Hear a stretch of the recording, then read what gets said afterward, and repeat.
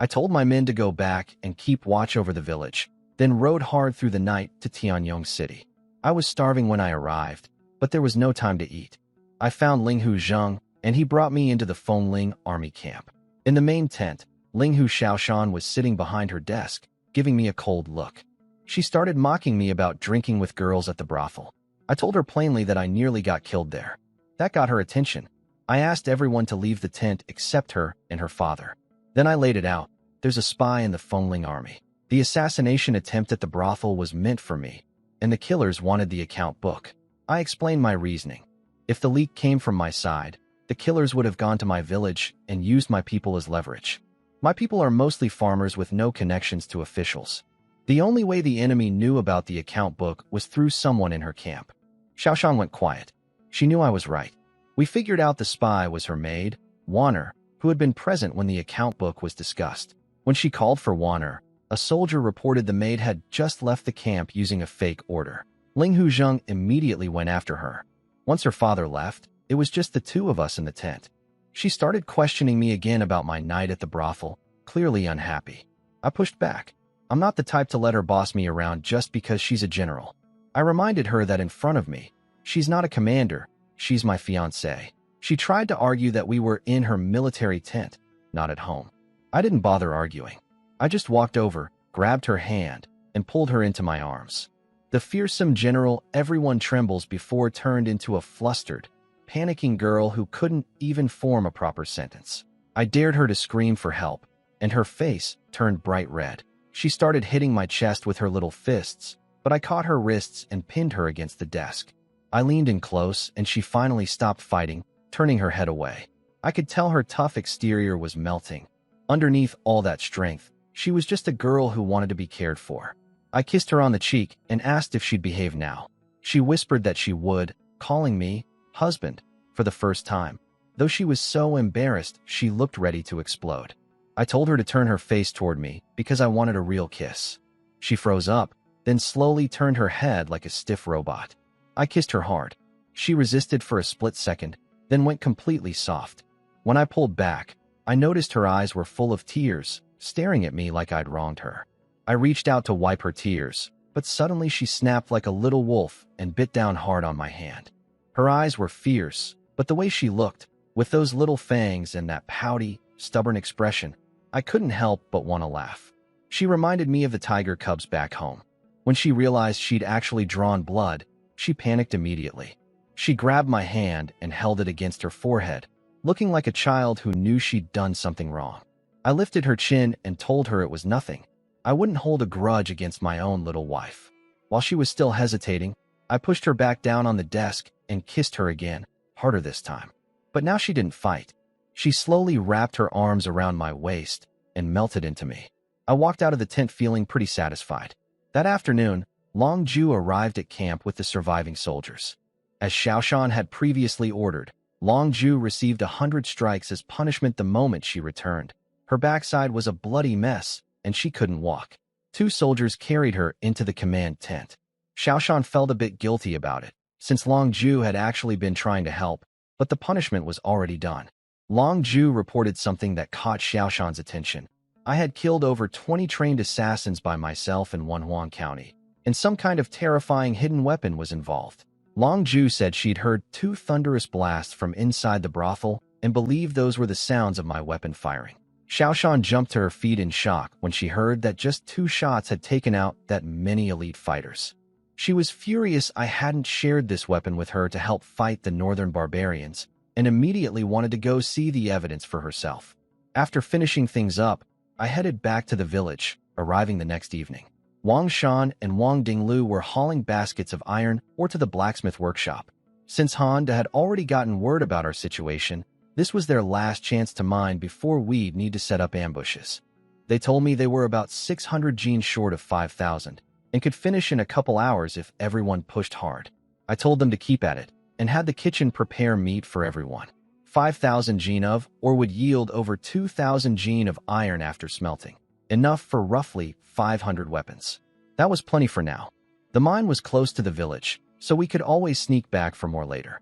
I collected all the iron nails and pellets that Zhang Tizui had prepared, along with some specially fired clay pots from the brick kiln. These were for making grenades. I'd only had 3 last time, 1 for testing, 2 used on the assassins. I needed more for self-defense. My operation was just getting started. Without enough gunpowder or steel, I couldn't mass-produce firearms yet, so grenades were the priority. Muskets and cannons would come later once I could build proper steel smelting furnaces. But I planned to keep that technology strictly secret, even from Zhang Tizui. If it leaked, I'd be finished. Only when I could set up a compartmentalized workshop where each team handled one step without seeing the others would I consider sharing the knowledge. Back at the courtyard, my 4 women were sitting around a fire drinking tea. The Mu sisters each held a tiger cub, chatting with Wu Xiangyue and Lu Yan. They all greeted me warmly when I came in. The cubs had grown fast, already the size of a big dog. I tried handing one to Lu Yan, but she backed away, terrified. We'd been having her feed the cubs during the day to build her courage, but those little beasts screaming for meat still scared her half to death. Then we heard a branch snap outside. Wu Xiangyue and I were instantly alert, and even the cubs perked up their ears. She had her hand on her whip. I told her to always be ready to protect the household. No one answered when we called out. We rushed outside and spotted a dark figure trying to flee. Wu Xiangyue chased him down, cracked her whip across his back, then wrapped it around his ankle and dragged him back to me. The man was in his 30s, and when I looked at him closely, he seemed familiar. He was Zhang Erma's son. I'd already warned Zhang Erma to leave the area after our confrontation at Shango village. His son showing up at my village in the middle of the night told me everything I needed to know. The man tried to play dumb, claiming he was just a drunk who wandered in. He did reek of alcohol, and his face was flushed, but I wasn't buying it. I waved Mu Wanqing over with one of the tiger cubs, and the man screamed and tried to bolt, confirming he knew exactly where he was and who I was. Wu Xiangyue kicked him flat and pinned him down with her foot. Just as I suspected, Zhang Erma had sent his son to spy on us. That old man had been packing up to leave ever since I slapped him and warned him off. I figured Zhang Erma probably didn't send his son. The kid was young and hot-headed, got drunk, and came looking for trouble on his own. He must have spotted the women playing with the tiger cubs in the yard, got scared, and stepped on a branch. The sight of real tigers probably sobered him up instantly. Wu Xiangyue asked if we should just beat him up and let him go. Mu Wanqing pulled her aside and shushed her. She knew me well enough to know that anyone who came after my household wasn't walking away. I had both tiger cubs brought over. The drunk man was already sweating with fear. I ordered the cubs to chase him. They were still young, but they were tigers. They only recognized family, and everyone else was fair game. Wu Xiangyue felt sorry for the man, but I set her straight. What if I hadn't been home? What if more people had come? Zhang Erma's family clearly knew about this, so they'd made their choice. The next morning, Zhang Erma's servant found a mangled body at their front gate, torn apart by wild animals, only recognizable by the clothes. Zhang Erma fainted on the spot. This time he didn't hesitate. He packed up his gold and silver, dismissed his servants, and left Shango village heading for Wanhuang County. But Wang Dinglu intercepted him on the road and finished the job. All the seized property, land deeds, gold, silver, went to Mu Wanqing for the books. Days passed. The second heavy snow came. My father-in-law, Mu Linfeng, arrived with Mu Shaoliang to watch over the horse ranch. I set them up in Wang Changxing's old mansion. The Mu sisters were thrilled to have their parents nearby and kept dragging Wu Xiangyue over to visit. I spent those days watching the iron mine, waiting for Gao Lufeng's men to show up. But after several days, only 2 scouts appeared and didn't get close. I let them go to avoid tipping anyone off. Then something unexpected happened. A fancy carriage rolled into the village flying the Tianyong City Magistrate's flag. Wang Dinglu spotted it from his lookout and rushed to tell me. I was puzzled. My only connection to the magistrate was the martial arts tournament where I'd crippled his second son, Zhang Renzi. Yet he'd never come after me for it. Something felt off. I sent for Lin Xiaoxi and went ahead to check things out. The carriage stopped at Wang Changxing's old mansion. A man in official robes, around 50 years old, stepped out. Magistrate Zhang Yuanzhong himself. He was looking for Dr. Lin, my father-in-law. He'd brought his injured son all the way from Tianyong City, through Wanhuang County, tracking down my father-in-law's whereabouts. The man was nearly in tears, begging for help. He said every other doctor had failed to heal the boy, the same son I'd injured over a month ago. My father-in-law had once been qualified to serve as an imperial physician, so his reputation had reached even the magistrate. He humbly agreed to examine the young man right away. Magistrate Zhang was thrilled when my father-in-law agreed to help. His men carried Zhang Renzi inside. The kid looked terrible, skin and bones, body twisted from the bone-splitting technique I'd used on him, eyes dull with pain. He barely looked human anymore. My father-in-law winced just looking at him and cursed whatever evil bully had done this. Zhang Yuanzhong just smiled bitterly. He'd wanted revenge after it happened, but Ling Huzheng had visited him that same day with two messages. First, that I was going to be his son-in-law, and second, that Zhang Renzi had brought it on himself by trying to kill me first. The magistrate had no military power and couldn't fight the Linghu family, so he'd swallowed his anger. My father-in-law was getting angrier by the minute at this bully, until Wu Xiangyue came outside, recognized Zhang Renzi, and blurted out his name. When my father-in-law learned that I was the one who'd done this, everything flipped. He demanded to know what happened, and Wu Xiangyue explained it was from the martial arts tournament. The old man's attitude changed completely.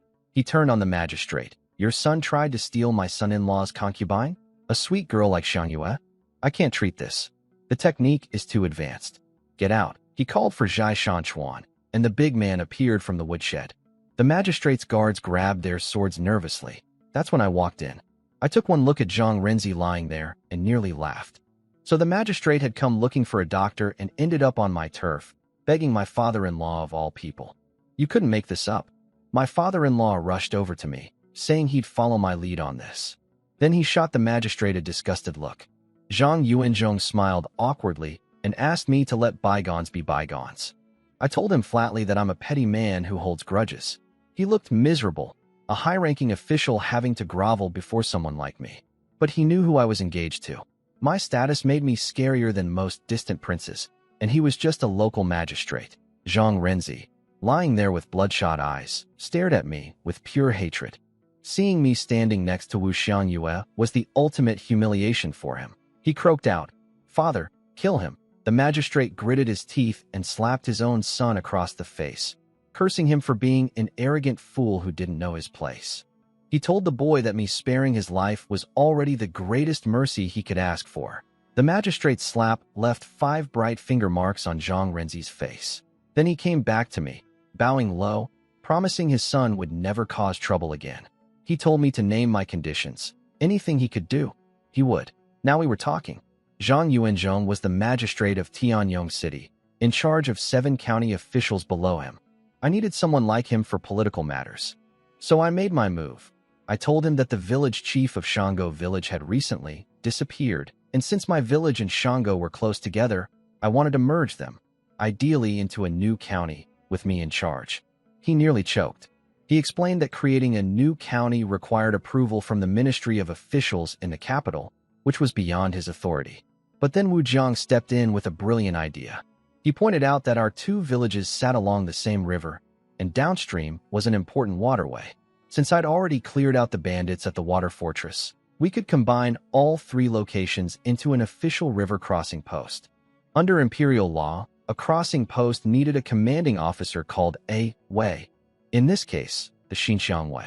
It would function almost like a county, but only needed the magistrate's direct approval. Zhang Yuanzhong sighed and agreed.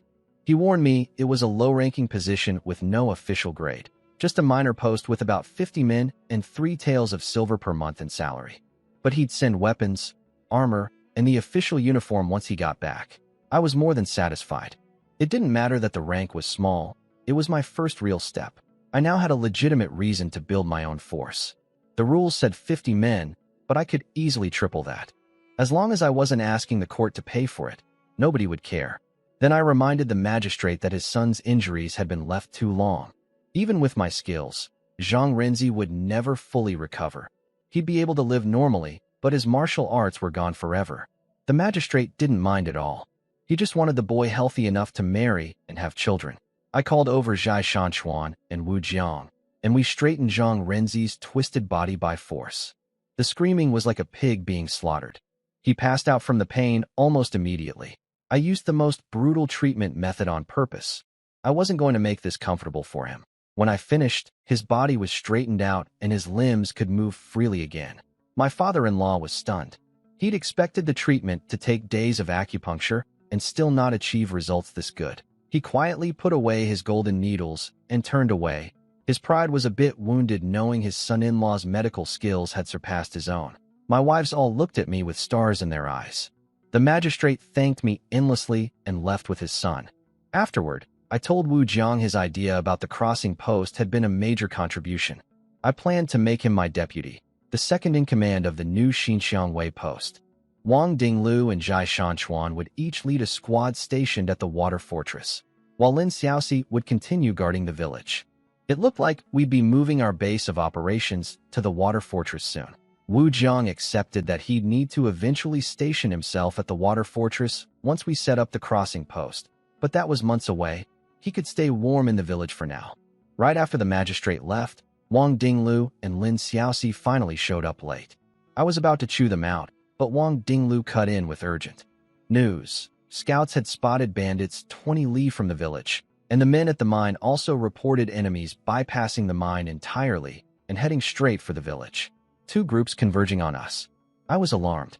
Were they trying to wipe us out and take the iron mine for themselves? Wang Dinglu explained they'd already set up defensive lines around the village, which was why they'd been late. I kicked him and told him to send someone to notify me first next time. Then I ordered the Mu sisters to go home and had Wu Xiangyue warn the villagers to take shelter. At the village entrance, our people were already in position, archers on rooftops, men behind trees and rocks. Lin Xiaoxi's fighters lined up along the main road with war carts. The open field at the entrance was covered in snow, flat and wide, perfect for an ambush. Wu Jiang and I talked through what was happening. Gao Lufeng's bandits had been suspiciously quiet for days. Now I understood why. They'd been preparing a major assault. They clearly knew about our ambush at the mine and had bypassed it, which meant they'd figured out our identities. We pieced it together. After I killed Madame Wang at the brothel, someone investigated and connected me to the village. And Zhai Rang, when he'd betrayed us before, had probably given them information about our setup. That explained everything. They knew who we were and where we lived. Their plan was clever. One group would pin down our forces at the mine, while the main force hit the undefended village. If the first group avoided the mine ambush, both forces would combine to crush us, then circle back to destroy whoever we'd left at the mine. But they'd made one critical mistake. The 12 riders would arrive fresh enough, but the 30-plus foot soldiers in heavy armor had been hiking over mountains. By the time they reached us, they'd be exhausted. Tired soldiers on a battlefield, that's a fatal error in warfare. I gave the order to Lin Xiaoxi, Wang Dian, and Wang Dinglu. Once the fighting starts, kill every last one. Not a single bandit could escape. Half an hour later, riders appeared on the distant hilltop. Honda was in the lead, waving a long saber, looking toward our village. One of his men nervously asked if it might be a trap since the village was so quiet. Honda called him a coward, bragging about his surprise attack tactics, and insisting we couldn't possibly know they were coming. He screamed for his men to charge and leave no one alive, then winced when the yelling tore at his still healing wounds from our last encounter. Honda ordered his 12 riders to charge. They galloped down the slope toward the village entrance, but it turned into a complete disaster. The snow and soft farmland tripped up the untrained horses. Riders flew off. Horses stumbled into mud. Men and animals crashed into each other. Honda himself was the first to fall, face first into a snowbank, then got pinned under horses twice. Watching from the rooftop, I could barely keep a straight face. Wang Dinglu asked if we should attack, but I told him to wait. The foot soldiers finally reached the hilltop and saw the mess below. Some idiot yelled, "It's an ambush!" and the exhausted bandits panicked. Then the riders started cursing at them, saying there was no ambush and to come help dig out Honda. All 30-plus foot soldiers scrambled down to help. That's when I gave the order. Wang Dinglu blew his whistle. Wang Dian's archers opened fire from the rooftops, raining arrows down on the bandits. Then I called for Lin Xiaoxi, who rolled out 5 war carts to surround them. 2 volleys of arrows dropped over a dozen bandits. A second whistle brought more of our men from the surrounding hills to cut off any escape. By the time Lin Xiaoxi's carts reached the enemy, over half were already dead. I ordered the final charge. It was over quickly. Wang Dinglu dragged Honda before me. The coward was pretending to be unconscious. I slapped him awake and threatened to cut off something precious if he kept faking. He immediately started begging, calling me Grandpa Lu, but then screams came from behind us. I turned and saw the hilltops swarming with new enemies, a massive force that immediately unleashed a dense rain of arrows, killing several of my men on the spot. At least 50 archers, with even more bandits behind them. I grabbed Honda and punched him. He swore they'd only brought 40-something men. Then he realized it must be their boss coming to rescue him and started gloating. I knocked him out cold. Wu Jiang rushed over and confirmed there were at least 100 more enemies. We'd been tricked. Honda's pathetic force was bait all along, and Honda himself didn't even know it. The boss of Gao Lufeng was far smarter than I'd expected. The group at the mine was probably just a decoy too. We'd already lost 4 men in that first volley. I scanned the situation quickly. We were outnumbered and exposed in open ground. I started barking orders. Lin Xiaoxi would reorganize for street fighting inside the village. Wang Dian's archers would form 3-man teams to support the main force. Zhai Shanchuan would escort Wu Jiang to safety and return to my side. Wang Dinglu would patrol the perimeter, guarding my home, the horse ranch, and the workshops against infiltration. Everyone scattered. Wang Dian stayed near me with 2 men, breathing hard, sweating. The scale of this attack had shaken him. Gao Lufeng shouldn't have had this many fighters, even after expanding. With the 40 we'd just killed, and now over 100 more, it looked like they'd committed everything they had. This was going to be a brutal fight. I figured Gao Lufeng must have recruited drifters, villagers, and smaller bandit groups. Their total numbers were probably over 300. When the arrows thinned out, I peeked out to assess the situation. Thanks to quick orders, we'd only lost a few of Wang Dingliu's sentries in that initial volley. Lin Xiaoxi had already pulled the war carts back under arrow fire and repositioned them to block every entrance into the village. Now it was the archers' show. The enemy launched a full assault. These weren't like Honda's clowns. They wore leather armor, carried long sabers, moved in tight formation with real killing intent. It actually looked like a proper military advance. Lin Xiaoxi blocked every path into the village with war carts. When the first wave of bandits reached the narrow turns, dozens of spears shot out from the carts, cutting them down. Before they could retreat, Wang Dian's archers opened fire from inside the houses on both sides. At this range, even leather armor couldn't stop the arrows. They punched straight through. The bandits panicked. A commander behind them screamed for them to push forward and get inside the buildings. They smashed through windows and walls, but Wang Dian's men had already moved. When bandits tried rushing out of courtyards, the war carts rolled up and blocked the exits, spearing anyone who came through. Others tried climbing walls to get behind the carts, but were picked off by arrows instantly. Their commander, a scrawny man on horseback who I figured was Li Sanpao, the third boss, ordered a retreat. That was a fatal mistake. Turning their backs meant Wang Dian's archers could stand at the windows and shoot freely without worrying about defense. The bandits became living targets. By the time they stumbled out, barely 1 in 10 was still standing. Li Sanpao ordered his archers to fire at the windows for suppression. But our archers were already low on arrows since we'd prepared in a rush, and his volley just restocked us. Our guys hid behind walls, laughing as they collected the enemy's arrows off the ground. When the timing was right, I shouted the counterattack order. Wang Dian's archers gathered arrows and prepared to fire back. Lin Xiaoxi pushed all 5 war carts forward toward the enemy's main force. Li Sanpao's archers shot desperately at the carts, but I'd had them upgraded after our first battle. Extra thick wooden boards on all sides, double-layered in front. The arrows couldn't penetrate. After 20 meters, the carts looked like giant porcupines bristling with stuck arrows. Li Sanpao was furious. He'd lost over 40 men in this attack alone, nearly 100 total counting Honda's group. If he went back empty-handed, their boss would have his head, especially since it was his idea to use Honda as bait. In desperation, he ordered a cavalry charge to smash the carts with horsepower. Only 6 riders, including himself, he led the charge, and the others reluctantly followed, each targeting 1 cart. Lin Xiaoxi's men inside the cart stayed calm. The horses might have enough force to break through, but I knew Wang Dian's sharpshooters would never let those horses get close enough to build up speed. Just as I expected, when the cavalry charged, Wang Dian's archers shifted positions silently. Before the riders could get close, A dozen arrows flew out with deadly accuracy. Every shot hit its mark. All 6 riders, including Li Sanpao, were knocked off their horses before reaching the war carts. The remaining bandits saw their third boss fall and scattered in every direction. Lin Xiaoxi, Wang Dian, Zhai Shanchuan, and Wang Dinglu all gave chase. Lin Xiaoxi even grabbed a loose horse and rode after them swinging a saber, desperate not to miss out on any kills. The battle wrapped up within 15 minutes, but we didn't have enough riders to catch everyone. About 30 bandits escaped. An hour later, Wang Dinglu gave me the report. 124 enemies killed, 3 captured, over 90 weapons seized, 70+ sets of armor, 7 good horses, and 300 recovered arrows.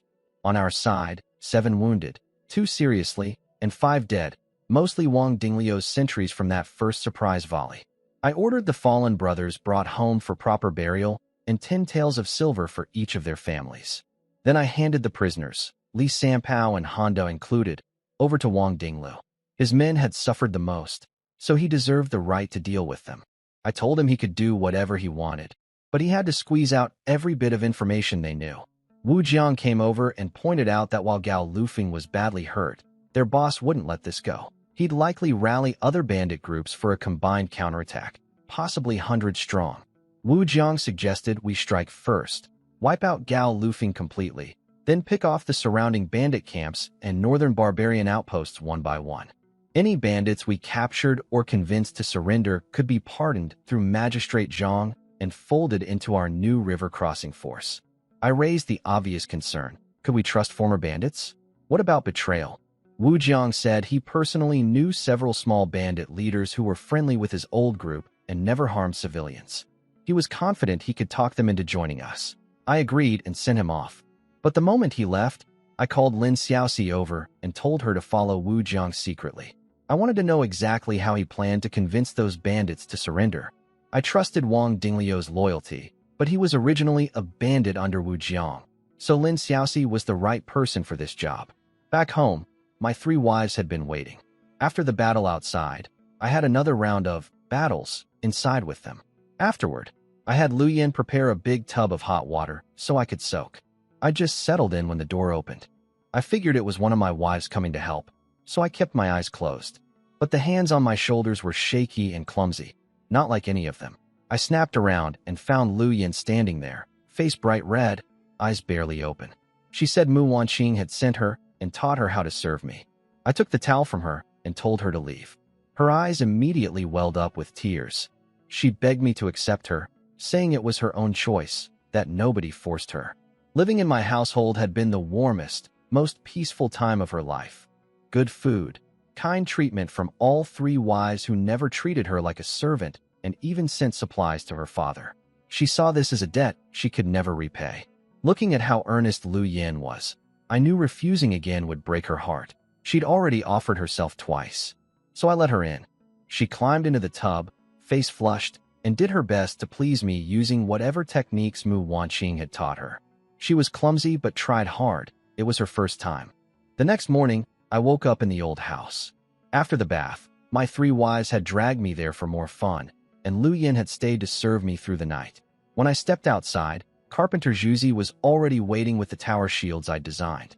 He'd done a great job, even improved my original plans by enlarging the weapon slots so 2 shields placed together formed a hole for archers to shoot through, and adding a sliding groove for spear thrusts to save energy. I told him to add a few more features, locking pins on each side so shields could connect together, a foldable support leg so they could stand without someone holding them, and smoother handles to protect the soldiers' fingers. He understood immediately and rushed back to work. Time was tight, so I told him to make a template first and get everyone building as many as possible. Then I found Tian Laoba, who knew the surrounding forests well. I needed bamboo, 5 or 6 meters long, at least 4 years old for toughness, with the tips sharpened to points. This came from memories of my past life. These bamboo spears had been devastating weapons on the southeast coast battlefields. Eventually, I'd have iron tips made and coated with my father-in-law's special poison. Combined with the tower shields for defense, even a woman hiding behind them could be a lethal fighter. 2 quiet days passed. Zhuzi delivered 60 tower shields, and Wang Shan brought back plenty of bamboo. I personally demonstrated the formations and drilled everyone. 2 days later, Wu Jiang returned from his mission, grinning proudly. He'd convinced 5 bandit groups to join us, about 180 people total, arriving by tomorrow. Most were families, he said, farmers and refugees who'd banded together for survival, never really committed serious crimes. I smiled and didn't challenge his story. I could guess the truth. These were likely remnants of the Old Wei kingdom, persecuted by the current dynasty and forced into hiding. Wu Jiang had probably used his status as Wei royalty to recruit them. Under current law, gathering Wei remnants was considered rebellion. But he was building my forces, so I let it go. After Wu Jiang left, Lin Xiaoxi showed up, clearly exhausted from days of tailing him. She reported something troubling. Every time Wu Jiang entered a bandit camp, he carried a small box. She'd snuck a look inside while he was out. It contained a beautifully carved jade object with writing she couldn't read. My heart skipped. A jade object with inscriptions that Wu Jiang guarded so carefully. That could only be one thing. The imperial seal of the Old Wei kingdom. This was a serious matter. He was using the royal seal to rally former Wei subjects to his cause. And Wang Dinglu had never mentioned this to me. Zhai Rang had even told us before he died that Wu Jiang kept all his secrets in a box. So why had Wang Dinglu stayed quiet? Did he not know? Or was his loyalty just an act? I told Lin Xiaoxi to go fetch Wang Dinglu immediately. Wang Dinglu was genuinely shocked when I mentioned the jade seal. His eyes went wide, and he clearly had no idea. After thinking hard, he remembered that they'd once robbed a merchant who was a descendant of Old Wei Kingdom people. The merchant had an old government seal. That was probably what Wu Jiang was using to impress those refugees. None of them had ever seen a real imperial seal, so any official-looking stamp would fool them. I let it go. What mattered was whether Wu Jiang had real thoughts of rebellion. If it was just an old government stamp and he was using it to recruit people for me, that was fine. I shifted the conversation to Gao Lufeng. Wang Dinglu reported what Honda and Li Sanpao had confessed. Gao Lufeng had absorbed refugees and smaller gangs, growing to around 500 fighters. Their mysterious boss was secretly developing some kind of weapon to use against the Fengling army, and even bragged about kidnapping General Nangong as his bride. Li Sanpao had seen the weapon demonstrated once. It looked like a giant bow. That's what had convinced the smaller gangs to join. I figured it out quickly. It had to be an attempt at building a crossbow siege weapon, a bed crossbow. Zhai Rang must have studied my crossbow design during the attack on the barbarian camp and drawn up plans from memory, then handed them over when he defected to Gao Lufeng. But without proper technical knowledge, especially the trigger mechanism, they'd only managed to build an oversized bow, nowhere near as powerful or fast as a real bed crossbow. The next day, Wu Jiang brought the 5 bandit leaders to meet me. I took them to the blacksmith workshop area on purpose, surrounded by brick kilns, forges, and Lin Xiaoxi's guards nearby. I wanted them to see my strength and resources. The 5 leaders looked around wide-eyed. They were Wei Kingdom refugees who'd become bandits out of necessity. Seeing this stable, prosperous settlement confirmed they'd made the right choice. Then, perfectly timed, a group from the magistrate's office arrived. Zhang Yuanzhong had worked fast. A clerk named Xiao Hui read the official decree. The entire Xinjiang River area, including our village, was being consolidated, with a water fortress established at the crossing as a major supply point for river transport. The new territory was renamed Xinhe Crossing, and I was appointed its commander, the Xinhe Crossing captain. I could name my own deputy and officers. The 5 bandit leaders watched the government officials bow and defer to me, and that settled any remaining doubts. My territory now covered all the hills, land, the water fortress, and the river crossing, the size of a large county, all under my control. Their people would have real security here. I named Wang Dinglu as naval commander and Zhai Shanchuan as infantry commander. An artist drew their portraits for official records, and they received armor and uniforms. After everything was wrapped up, I slipped Xiao Hui a 100-tael silver note as a tip. The man was stunned. That was 2 years' salary for him. He left deeply impressed. Wu Jiang held up his new deputy commander uniform and made the case to the 5 bandit leaders. They'd seen the government officials defer to me with their own eyes. That was all the proof they needed. These men were descendants of the Old Wei Kingdom, pushed into banditry by persecution. Now they had a real home and a protector. They congratulated me on my appointment, one after another. I spread out the official map that the magistrate's office had sent.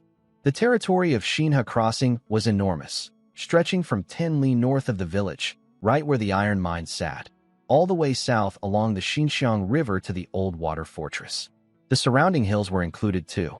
The whole area was shaped like a long strip but contained all the fertile riverbank land plus mountain timber resources. Strategically and economically, it was incredibly valuable, 3 times the size of Wanwang County.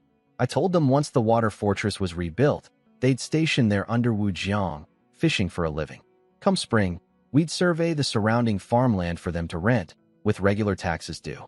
Housing at the fortress would be free. In return, since they all had some fighting experience, they'd be expected to help defend Shinha Crossing when needed. They agreed instantly and started discussing when to move their people over. Then one leader raised a concern. They were nearly out of food, the mountains were snowed in, and the river was frozen. How were they supposed to survive winter? They asked to borrow grain. I smiled and told them frozen rivers don't stop fishing. You just need the right technique. They looked at me like I was crazy. I explained the method. First, bang on the ice repeatedly. Fish swim near the surface in winter because oxygen is thin below, so the noise drives them around and exhausts them. Once they're tired and used to the sound, chisel small holes in the ice spaced about 10 feet apart, just big enough for a net. For daily use, drill even smaller holes for ice fishing and cover them with branches afterward to prevent refreezing. The 5 leaders were amazed. They'd lost men trying to fish in winter before and never caught much. They knelt before me in gratitude and insisted on giving me all their catch beyond what they needed to eat. They wouldn't get up until I accepted. I could see their sincerity. These were people who'd suffered real hardship and understood the value of a single meal. I accepted their offer and told them everyone in Shinha Crossing was family now. After sending them off, I headed to Shango Village. The coming fight with Gao Lufeng was going to be tough, and I needed more soldiers. I could only pick about 30 usable fighters from Shango Village, but the 5 bandit leaders delivered. Their men had some combat skills and just needed to learn teamwork and weapons handling. 5 days later, I had a proper force assembled. The 5 leaders took over the water fortress, freeing Wang Dinglu and Zhai Shanchuan to return to the village with their 30-plus elite soldiers. These were my best troops, equipped with tower shields, bamboo spears, swords at the waist, backup short blades at the ankle, and leather armor. They were the main assault unit. Then there were the archers, 9 3-man teams led by the original 9 sharpshooters. And finally Lin Xiaoxi's guard unit, the largest group, armed with long swords, spears, siege equipment, and war carts. The archers would move between the siege weapons for cover and support. Looking at everyone lined up, I had just over 100 fighters. Not many, but with coordinated units that could work together. The weaknesses were clear though. Not enough trained horses or riders for cavalry, and armor production was too slow. Only the shield troops had leather armor. The archers and spearmen still needed more. After 5 days of daytime drilling and nighttime rest, plus a supply team from Wu Santong's escort agency, led by Wu Xiangyue, I marched the whole force straight toward Gao Lufeng's stronghold. I wasn't going to charge in like a bandit. I set up camp nearby and had everyone eat a full meal first. Gao Lufeng's scouts had spotted us the moment we left the village, and their war horns were blaring. But we just sat there eating, making no move to attack. Inside their stronghold, it was chaos. The boss had lost authority after the failed raid on my village. Losing 2 lieutenants and over 100 men had destroyed his credibility. The smaller gang leaders who joined were all eyeing his position. They argued endlessly. Some wanted to wait us out, others wanted to attack immediately, and everyone was suspicious of my intentions. Their boss finally lost patience and told them to each do what they wanted. Just probe our defenses without overcommitting. He was actually using me to solve his own problem. Let these hotheads charge out, get beaten, lose their arrogance, and then they'd finally listen to him. After that, he'd bring out his secret weapon to finish me off. Several leaders eagerly split up their forces to surround us from 4 directions. Wang Dinglu spotted their movements from a hilltop and reported exactly what I predicted, a scattered, disorganized mess. Gao Lufeng was a house divided, just as I'd expected from that night at the brothel. Getting them to fight as one was impossible. I gave the order, hit them fast, and it quickly. Our strategy was simple: strike when they're tired, retreat when they advance, chase when they retreat.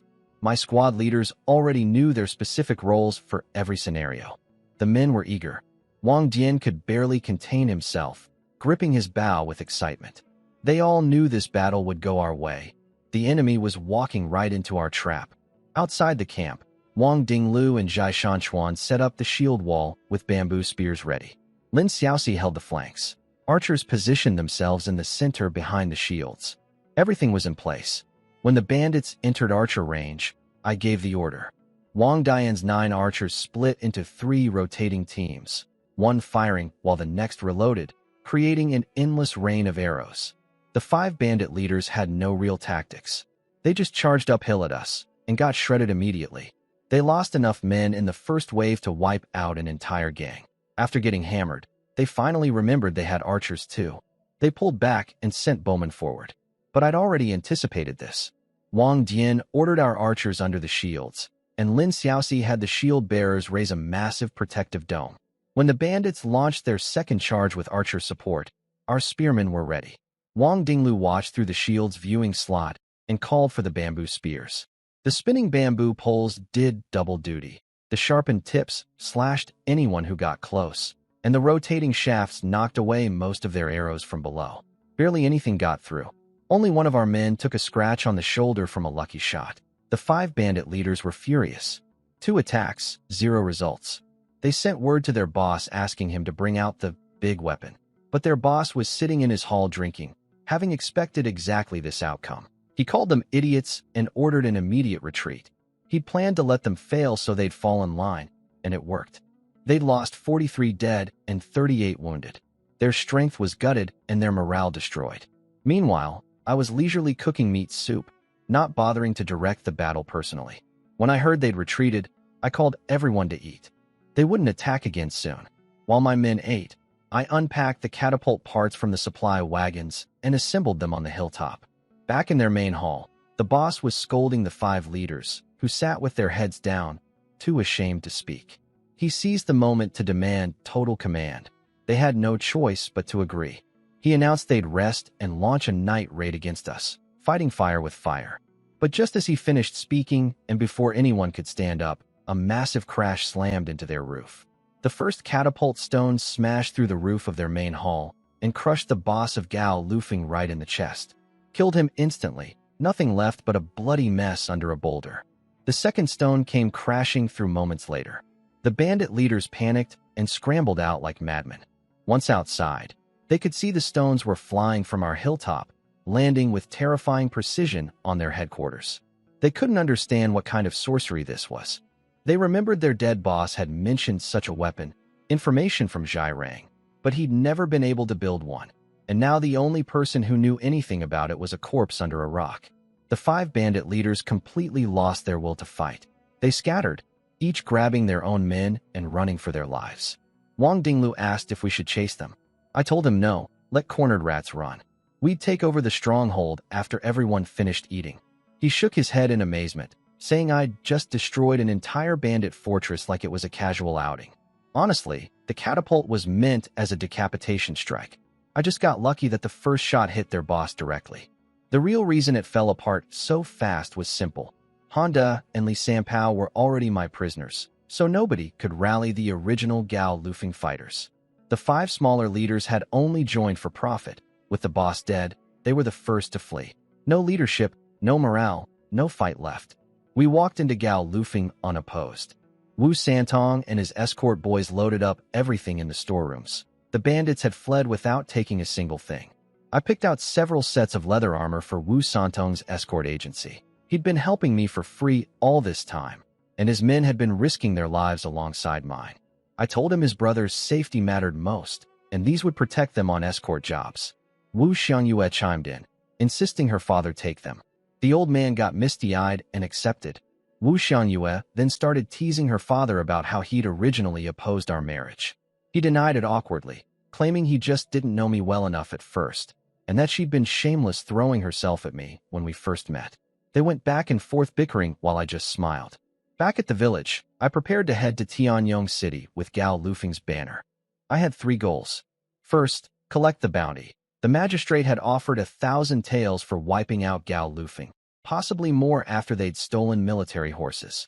Second, the iron mine. I'd already told Wang Dinglu to scatter some corpses around the mine to make it look like we'd fought the bandits there, giving me a legitimate claim. And third, Linghu Xiaoshan. She'd asked me to eliminate Gao Lufeng, and I'd delivered. She was my fiancée after all. Forget rewards, I deserved at least a few kisses. My first stop in Tianyong City was the magistrate's office. With my captain's badge, the guards let me right in. Xiao Hui happened to be on duty and greeted me warmly, assuming I'd come for construction funds. I told him I was here to collect a bounty. He was confused until I mentioned Gao Lufeng. The bounty had grown to over 2,000 taels. When I pulled out their banner and said I'd wipe them out, Xiao Hui nearly fell over. He stammered that I only had 50 or 60 river guards. How could I beat 500 bandits? I played it humble, saying they'd attacked us first and we barely survived with the villagers' help, then launched a desperate counterattack before they could regroup.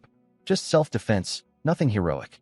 Then I dropped the bigger news. After destroying Gao Lufeng, we discovered they'd been secretly mining iron ore. I told him we'd fought their remnants at the mine site and secured it. And since iron was a strictly controlled national resource, I'd rushed here to report it immediately. Xiao Hui's brain nearly short-circuited. He ran to the inner chambers to report. Moments later, heavy footsteps came from the back, and who should appear first but Linghu Zheng, my future father-in-law. He was beaming, shouting about the iron ore before he even reached me. When I confirmed it was black iron ore, a rare and valuable type, he nearly exploded with excitement. Without even waiting for the magistrate, Linghu Zheng declared on the spot that I would oversee the mine. He said Tianyong City's Dragon Mountain Range was huge, but iron deposits were extremely scarce, let alone rare black iron. The magistrate arrived to find the decision already made. He looked at me, looked at Linghu Zheng, and clearly understood. This was pure nepotism. But what could he say? Linghu Zheng outranked him in every way that mattered. The magistrate explained the proper process. Iron mining was controlled by the National Salt and Iron Bureau, overseen by a second-rank official. He'd need to report to the provincial governor's office, and inspectors would come to verify the deposit size and set production quotas. They might even send convict laborers, and auditors would check the books regularly. Linghu Zheng was thrilled. No more begging the Salt and Iron Bureau for supplies. Then he turned to the magistrate and pushed even harder, pointing out that I'd eliminated Gao Lufeng, a long-standing threat to the entire region, and discovered a strategic mineral deposit. He praised the magistrate's brilliant foresight in appointing me and strongly suggested a reward was in order. The magistrate's face tightened. More rewards?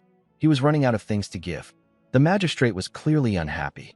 In no time at all, I'd gone from a village chief to a river crossing captain with iron mine oversight. Two incredibly lucrative positions. And now Linghu Zheng was pushing for even more rewards. Linghu Zheng made his big move. He declared that given the threats facing Tianyong City, northern barbarians outside and bandits within, he was authorizing me to establish a militia force of 1,000 men. To be called the Hu Xiao Army, the Tiger Roar Army. The magistrate nearly choked. Militias had existed throughout the dynasty's history, usually controlled by local strongmen who funded them independently. With enough military achievements, a militia leader could even be granted noble titles. But the key requirement was official approval from the local magistrate. Without it, raising troops was rebellion. Linghu Zheng had framed it perfectly. It was for the people's safety, for Tianyong City's security. As the garrison commander during wartime, his military authority was unquestionable. He outranked the magistrate. His family had been stationed here for generations by imperial decree, and Zhang Yuanzhong was just a rotating official who'd be transferred in a few years. The magistrate had no ground to stand on. He forced a smile and agreed, swallowing his bitterness. His role in the whole meeting boiled down to two things: agree and pay. I collected the bounty, pocketed the silver notes, and rode with Linghu Zheng to his estate. On the way, he explained why the iron mine mattered so much. By imperial law, all locally mined iron had to be sent to the provincial governor, who forwarded it to the Salt and Iron Bureau. When the local government needed iron back, they could only request up to 50%. 20% went to national reserves and 30% was redistributed elsewhere. Tianyong City had almost no iron deposits, so they'd been constantly groveling to the Bureau for scraps. My discovery would ease the shortage considerably. Once smelted, the iron would equip the entire city garrison, and some would flow back to me. With the militia authorization, I could arm my forces openly. I was thrilled. I had my own army now, and I didn't need to steal iron or any more. At the Linghu estate, Linghu Zheng dismissed all the servants and took me to his study. His tone turned deadly serious. He asked if I understood why he'd authorized the Tiger Roar army. I guessed it was to clear the surrounding bandits, so Xiaoshan's Fengling army could focus on the northern barbarians. He shook his head. That wasn't the real reason. He said there were secrets known only to a few high-ranking officials in the capital, secrets directly tied to the Linghu family's survival and Xiaoshan's life. I tensed up immediately. He began talking about his family's history, generations of border service, countless military achievements, putting down the rebellion in Yuzhou. I could read between the lines. The rebellion was the old Wei Kingdom's resistance forces. The Linghu family had crushed them, which was why Yuzhou was so peaceful now, while neighboring Yinzhou still had problems. But whatever he was about to reveal next clearly weighed heavily on him. This wasn't just history. Something dangerous was coming. Linghu Zheng continued his story. By the time power passed to him, the Linghu family's military strength had been whittled down to just 3,000 soldiers, a shadow of their peak when they commanded 100,000. The current emperor, known as the Shunned Emperor, was behind it all. Then he dropped a bombshell. The Shunned Emperor wasn't the rightful heir. He'd seized the throne through a conspiracy, the Eastern Palace incident. The previous emperor had left 8 senior eunuchs and 4 regents to guide the true successor, but the new emperor had systematically purged them all. Linghu Zheng sighed and said the Linghu family had survived because they'd always been loyal to the dynasty itself, not to any individual ruler. So instead of being destroyed, they were just weakened. The emperor created the Fengling army and gave it to Xiaoshan to command, a way to keep the Linghu family useful but under control. But Linghu Zheng saw through it. Xiaoshan was a Linghu, but Nangong Qiushui was the emperor's creation. The implications worried him deeply. That's why he wanted me to build the Tiger Roar army. It wasn't about clearing bandits. It was about creating a safety net for Xiaoshan and the entire Linghu family. If things went wrong, my army would be their last line of defense. He gave me his personal family token for free access to the military camp. I understood completely. This militia was essentially the Linghu family's dowry and their insurance policy. I promised I wouldn't let him down. The Tiger Roar army banner was ready when I left, identical to Tianyong City's standard military flags, just with different characters. Smart. It showed we were still under the city's authority, giving us legitimacy. I rode to the Fengling army camp and walked straight into the command tent. Xiaoshan was in full battle armor, the first time I'd seen her dressed for war. She looked stunning and formidable. She seemed a bit embarrassed and had her maid help remove the armor in front of me, changing into regular clothes. She shared critical intelligence. The spy, her former maid, had been dealt with. Long Ju had escorted the informant to the capital to report to the emperor. Once the emperor investigated, the northern barbarian supply lines would be cut within days. Without food, they'd be forced to attack. War was coming soon. She told me all this despite it being top-secret information that even her senior officers didn't all have access to. She trusted me because I was her fiancé, because my strategies had proven valuable, and, though she didn't say it outright, because she wanted me close. I told her I'd taken care of Gao Lufeng. She barely reacted. With a massive barbarian invasion looming, a bandit gang was small news. She promised to record the achievement and petition the emperor for my reward. Then she steered the conversation toward what she really wanted, my help against the barbarians. When I finally agreed to discuss it, she pulled out a jar filled with iron pellets and nails, shrapnel extracted from the assassins my grenades had killed. "I want these," she said. "No, absolutely not," I replied immediately. It wasn't that I didn't want to help. I simply couldn't mass-produce grenades. My gunpowder supply was too limited. She got upset, asking if it was because we weren't married yet, or because of her identity. She accused me of not caring about the Empire's suffering. I smiled helplessly and told her the truth. I genuinely didn't have any right now. She deflated like a balloon and asked quietly whether they were gone forever or just temporarily unavailable. Couldn't I make more? Xiaoshan and her officers had studied the grenade shrapnel for days. They believed it could turn the tide of battle. She'd been drilling her troops, fully expecting me to help. She'd even prepared herself to agree to any condition I named, including sleeping with me before our wedding. So when I kept shaking my head, she crumbled. The situation was dire. 30,000 barbarians camped outside the city with 20,000 more in reserve. Once the emperor cut their supply lines, 50,000 desperate soldiers would launch an all-out attack. She'd pushed for this plan herself, and now there was no turning back. I told her even if I had grenades, they weren't suitable for her army. They were fragile clay pots that could shatter from a bump during a march and kill her own troops. They were a stopgap weapon, nothing more. My real goal was muskets firing in formation and eventually cannons. Thousands of them if I could afford it. Her eyes lit up. "So you have something better?" I nodded. She jumped up excitedly, then saw my serious face and deflated again. "What's your condition?" I looked at her and dropped the transaction talk entirely. My only condition was that she come back from this war alive. I told her we were husband and wife. No more deals between us. I loved her, and I didn't want her to make me worry. She froze. Something shifted behind her eyes. For a moment, she just stared at me, processing the fact that I genuinely cared about her, not as a bargaining chip, but as my future wife. I changed the subject to give her space. I asked about her battles with the barbarians. She laid out the problem. The barbarians' greatest strength was cavalry. Over 10,000 skilled riders on horses that were smaller, but far more agile and durable than ours. Her foaming army had fewer than 2,000 cavalry.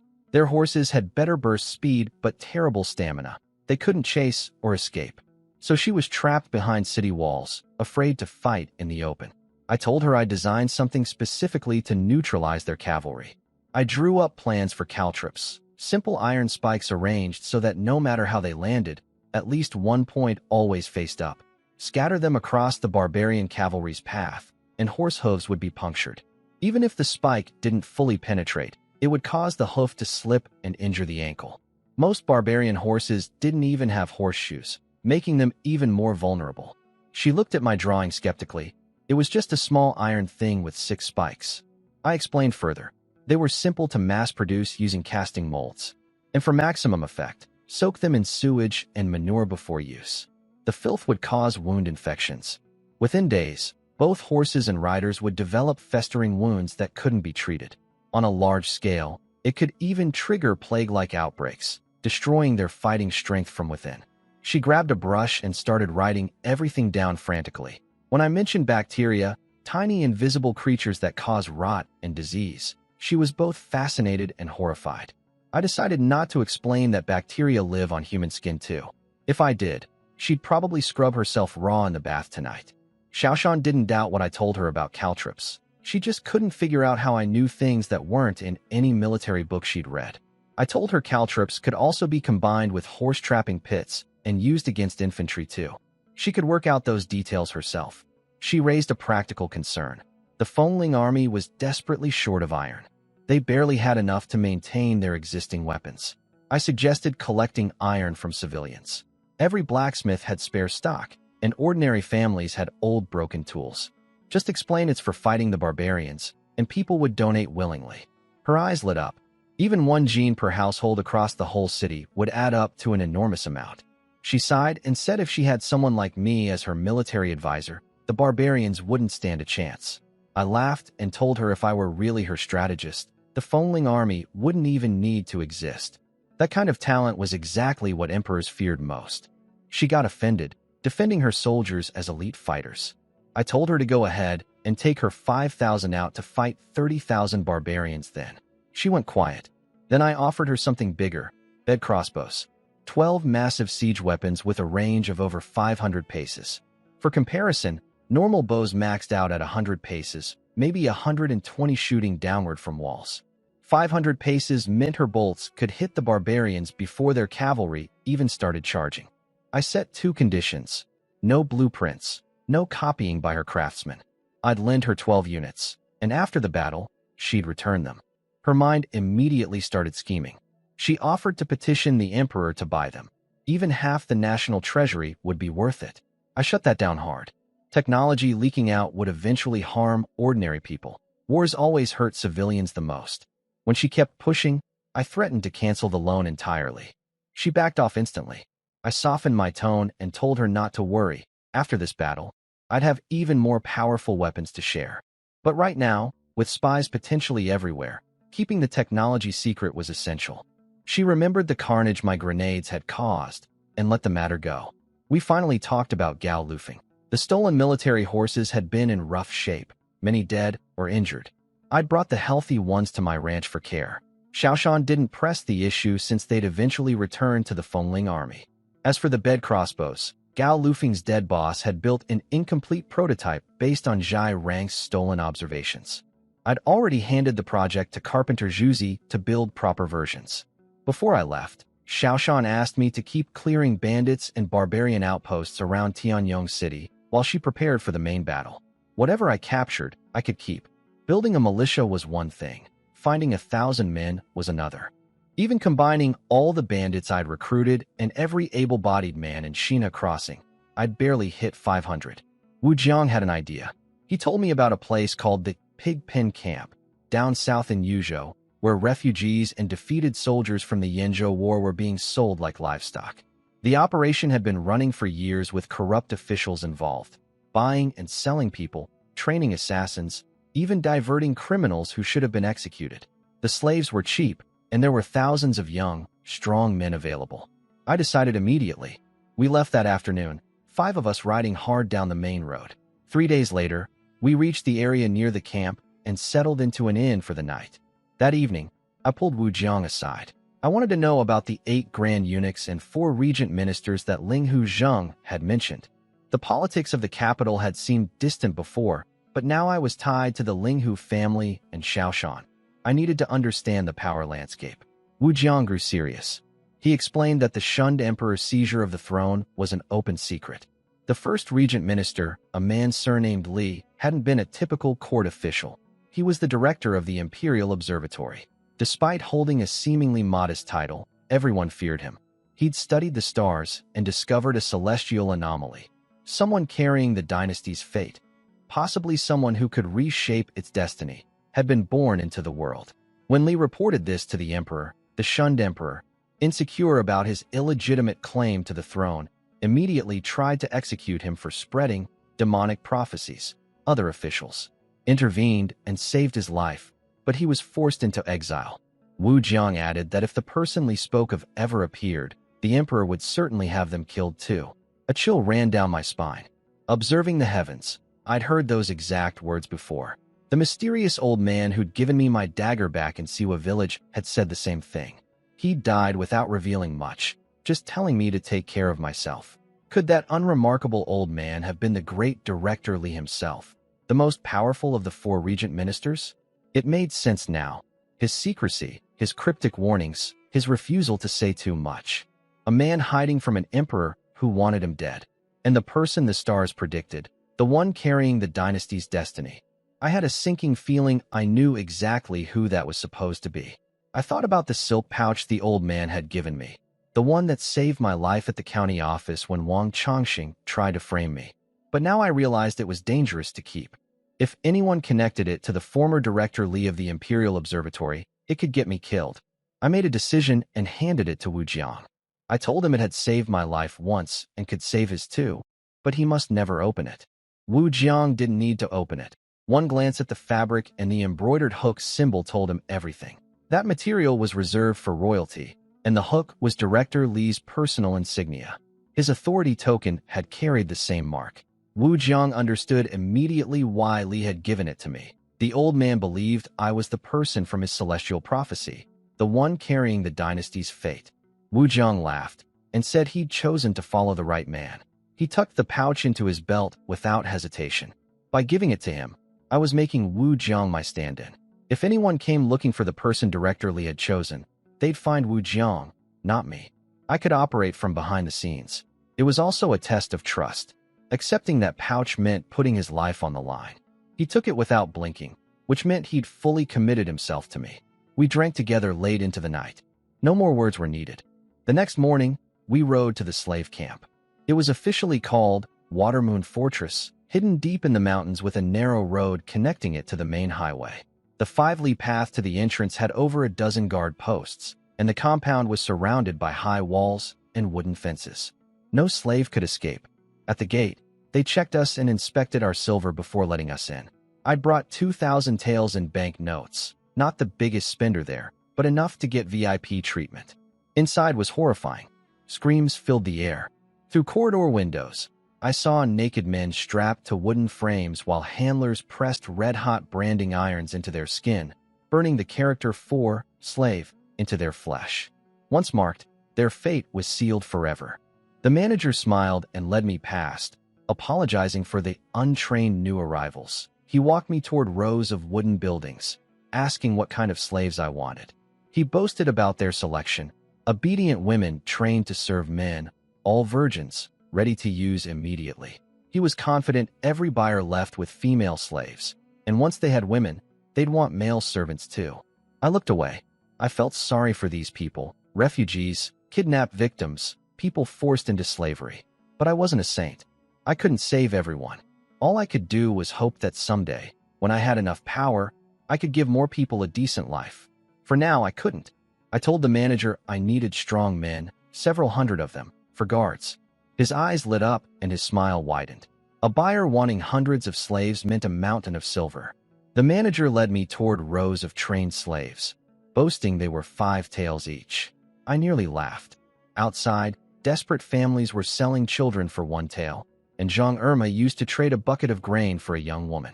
I told him the price was too high, especially in a disaster year with poor sales. He immediately backtracked, dropping to 3 taels with fake apologies about confusing individual and bulk pricing. I held up 1 finger. 1 tael each. His face twisted. He'd never seen someone cut a price that ruthlessly. He tried the guilt angle, talking about training costs and how they fed these slaves meat. Meat? In a place called the Pig Pen? I almost laughed again. I told him flatly, this was my final offer, take it or leave it. He could see I was a big buyer who wasn't going to budge. His expression shifted. He led me towards some rundown shacks at the edge of the compound. Inside were slaves they couldn't tame. No amount of torture broke them. Wild, incredibly strong, with teeth like animals. He said if I could handle them, they were mine cheap. He unlocked a heavy wooden door. The stench hit me like a wall. From the darkness came a roar that barely sounded human. Inside, a young man was gripping the bars of a wooden cage, shaking them violently, howling with rage. He was covered in filth, hair matted, hands and limbs chained with iron. Clearly a dangerous one. I understood immediately. These were wild tribesmen from the Liaodong region. The camp couldn't train them, but killing strong specimens felt wasteful, so they just locked them up. Now the manager saw a chance to dump them on me. I looked through the tangled hair and saw fierce, sharp eyes. This was exactly what I needed. Let him out, I said. The manager panicked. He said this one needed a dozen men to hold down and was vicious. I repeated myself. He looked at me like I was insane. I called Zhai Shanchuan forward and told him to test the kid once he was free. Zhai Shanchuan grinned. He was a brute himself and was eager to match strength. The guards prepared nervously, gripping chains and weapons. They looped a rope around the young man's neck and dragged him out. He tumbled to the ground, then ripped the rope off with a roar. His eyes locked onto the manager, clearly the one who'd tortured him most. The manager scrambled behind his guards, threatening to kill the boy if he didn't behave. I snatched the keys from the manager's belt and tossed them at the young man's feet. Everyone thought I'd lost my mind, but the boy was smart. He grabbed the keys and unlocked every chain on his body. Strangely, instead of attacking the manager, he stared at me with a confused look. He seemed to understand that I was trying to buy him, and no customer had ever done anything like this before. I called Zhai Shanchuan forward. He cracked his knuckles, walked up grinning, and beckoned the boy. Come on, kid. I'm your opponent. The young man roared and charged like a wild animal. Zhai Shanchuan caught him head-on, locking hands, and the two of them pushed against each other like bulls fighting over territory. Wu Jiang couldn't believe his eyes. This scrawny, starving kid was actually holding his ground against Zhai Shanchuan, whose strength could match 5 normal men. After a brief standoff, Zhai Shanchuan roared, planted his feet, and flipped the boy to the ground. Fair enough. The kid had never eaten a proper meal here. But then the boy did something incredible. The instant he hit the ground, he kicked both legs up, hooked himself onto Zhai Shanchuan's head, and slammed a fist down on top of it. Zhai Shanchuan staggered back, blood dripping from his nose. He'd only been using a fraction of his strength and had underestimated the kid completely. The boy grinned at him, bearing a mouth full of sharpened fangs. Every tooth had been filed to a point since childhood. His teeth were literally weapons. This was a deep mountain tribesman from the Liaodong region, not a northern barbarian. The barbarians had organized governments and armies. These were true wild people. Zhai Shanchuan got serious, charged in, grabbed the boy by the throat with one hand, lifted him clean off the ground, and slammed him down hard. A few devastating punches later, the boy was coughing and finally overwhelmed. But the moment Zhai Shanchuan stepped back, the kid scrambled up, snarled, and glared at him defiantly. Absolutely fearless. I walked toward the boy myself. The manager panicked, screaming for someone to stop me. Zhai Shanchuan just smiled and told him not to worry. He said my fighting skills were 10 times his own, and I could handle 30 or 50 of these kids at once. The manager didn't believe a word of it. I crouched down, looked the boy in the eyes, and let my killing intent wash over him. He froze. Fighting Zhai Shanchuan, he'd felt outmatched but defiant. My gaze was different. It made him feel like death was one finger twitch away. No need to fight. That pressure alone crushed every thought in his head except survival. After a moment, he nodded slowly. Language didn't matter. Between my words, gestures, and presence, he understood. Follow me and eat full meals, or stay here and die. Simple choice. This boy was their leader. When he barked some commands into the dark building, over 100 wild tribesmen filed out obediently, completely tame. I had the manager bring food and water for all of them. Beyond the tribesmen, I reluctantly bought another batch of trained slaves at 2 taels each. They were obedient but terrified of the wild ones. I had to rent prison carts and guards from Watermoon Fortress just to transport everyone safely. I was satisfied. The numbers were still short of 1,000, but the quality was exceptional. The tribesmen would become killing machines on the battlefield with minimal training, and the trained men could become heavy cavalry once armored. But less than an hour after leaving the fortress, the young tribesman started shaking his cage violently and howling. I stopped the guards from whipping him and rode over to ask what was wrong. He made desperate sounds, and suddenly rustling came from every direction. Dozens of figures emerged from the grass and trees. Primitive warriors with stone-tipped spears, animal skin clothing, and faces painted in wild colors. They stared at the prison carts with murderous eyes. These wild people had us completely surrounded. Primitive warriors with stone spears, animal skin clothes, and painted faces. The guards from Watermoon Fortress panicked instantly. I shouted for everyone to stay calm. The tribesmen couldn't attack recklessly because their 100 kinsmen were still locked in our prison carts. Then the young leader lowered his voice, calmed his people, brushed the hair from his face, and struggled to speak. Release me. It's okay. So he could actually talk. I smiled and unlocked his cage. He jumped out, comforted his caged tribesmen, then bounded away like a monkey to meet his people. Wu Jiang rode up worried about losing 100 taels worth of slaves. I wasn't concerned. I had preparations. I pulled out one of my grenades. Wu Jiang had no idea what it was, just a small clay pot.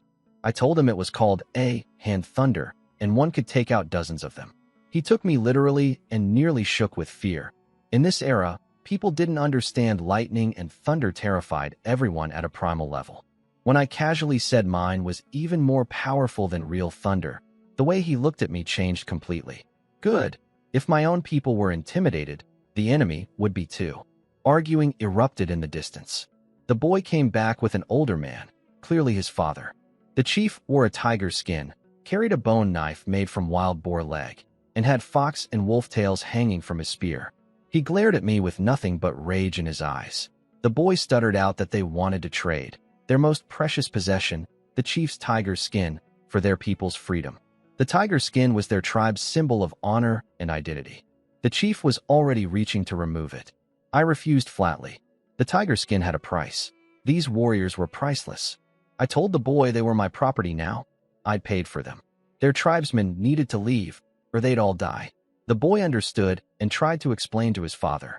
The boy respected me as a strong warrior. In their culture, strength earned respect, and disputes between warriors were settled with honor. But the chief saw that we were outnumbered and wanted to take his people by force. That must have been what they'd been arguing about. When the chief heard my answer, his fury exploded. He raised his weapon and his entire tribe readied their arrows. The chief drew his bone knife, let out a war cry, and charged at me. The boy grabbed him around the waist, trying to hold him back.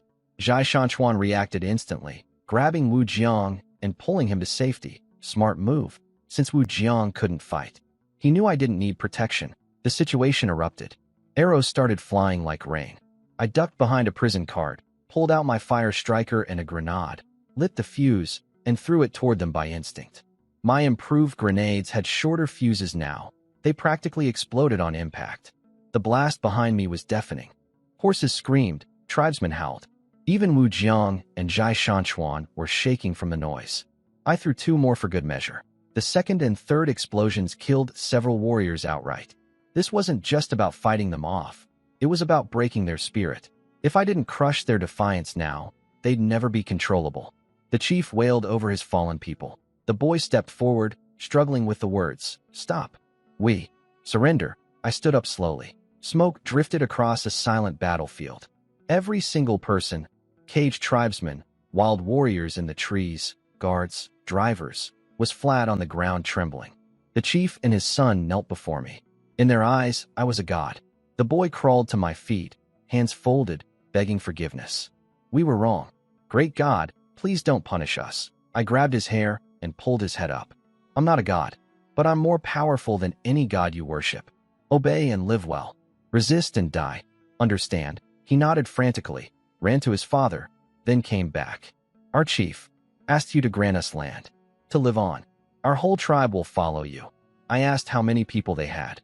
He pointed at the prison carts, over 200 people, and held up 4 fingers. For times that, around 800 to 1,000 people. A large tribe. I agreed. Land was the one thing I had plenty of. Their warriors would serve me, and their people could sustain themselves while contributing resources. It was too good to pass up.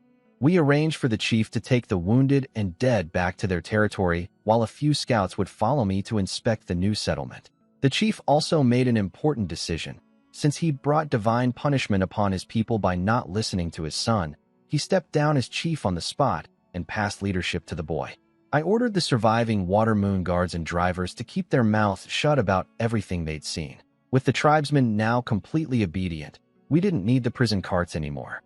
The other 100-plus trained slaves were too terrified to make a sound. I marched nearly 300 people back to the village, arriving 2 days later.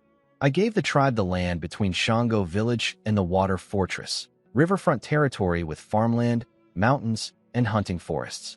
Then, without resting, I hit the road again. There were 4 major slave camps across Yuzhou. I visited them all, buying until I'd assembled 700 men. The remaining 300 came from the tribal warriors. 1,000 soldiers total. During training, I discovered something incredible about the tribesmen.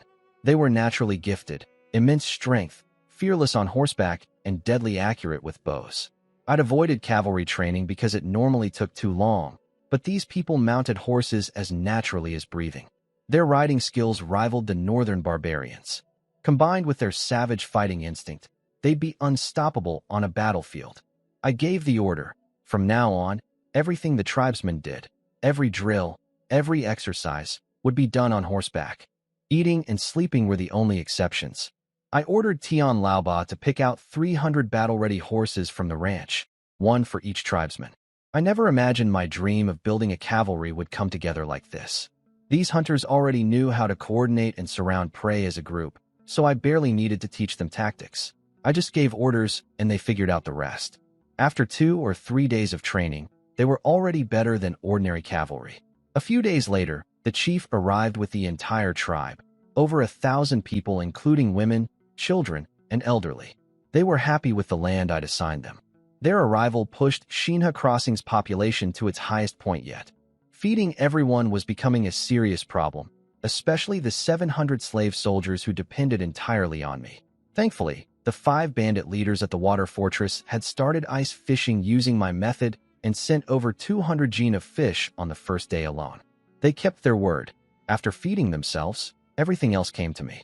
I needed to get this 1,000-man army battle-ready fast, then sweep the surrounding bandits and barbarian camps to restock our food and weapons. The next day, I went to check on the bed crossbows. Carpenter Zhuzi had finished all 12, working shirtless in the winter cold. He'd wrapped them in tree bark so nobody could study the construction. The yard was piled high with them. With these 12 machines, Xiaoshan could shred any cavalry charge from 500 paces, more than enough for defense. I'd also told Juzi to find himself a wife. He'd picked one and was embarrassed but grateful.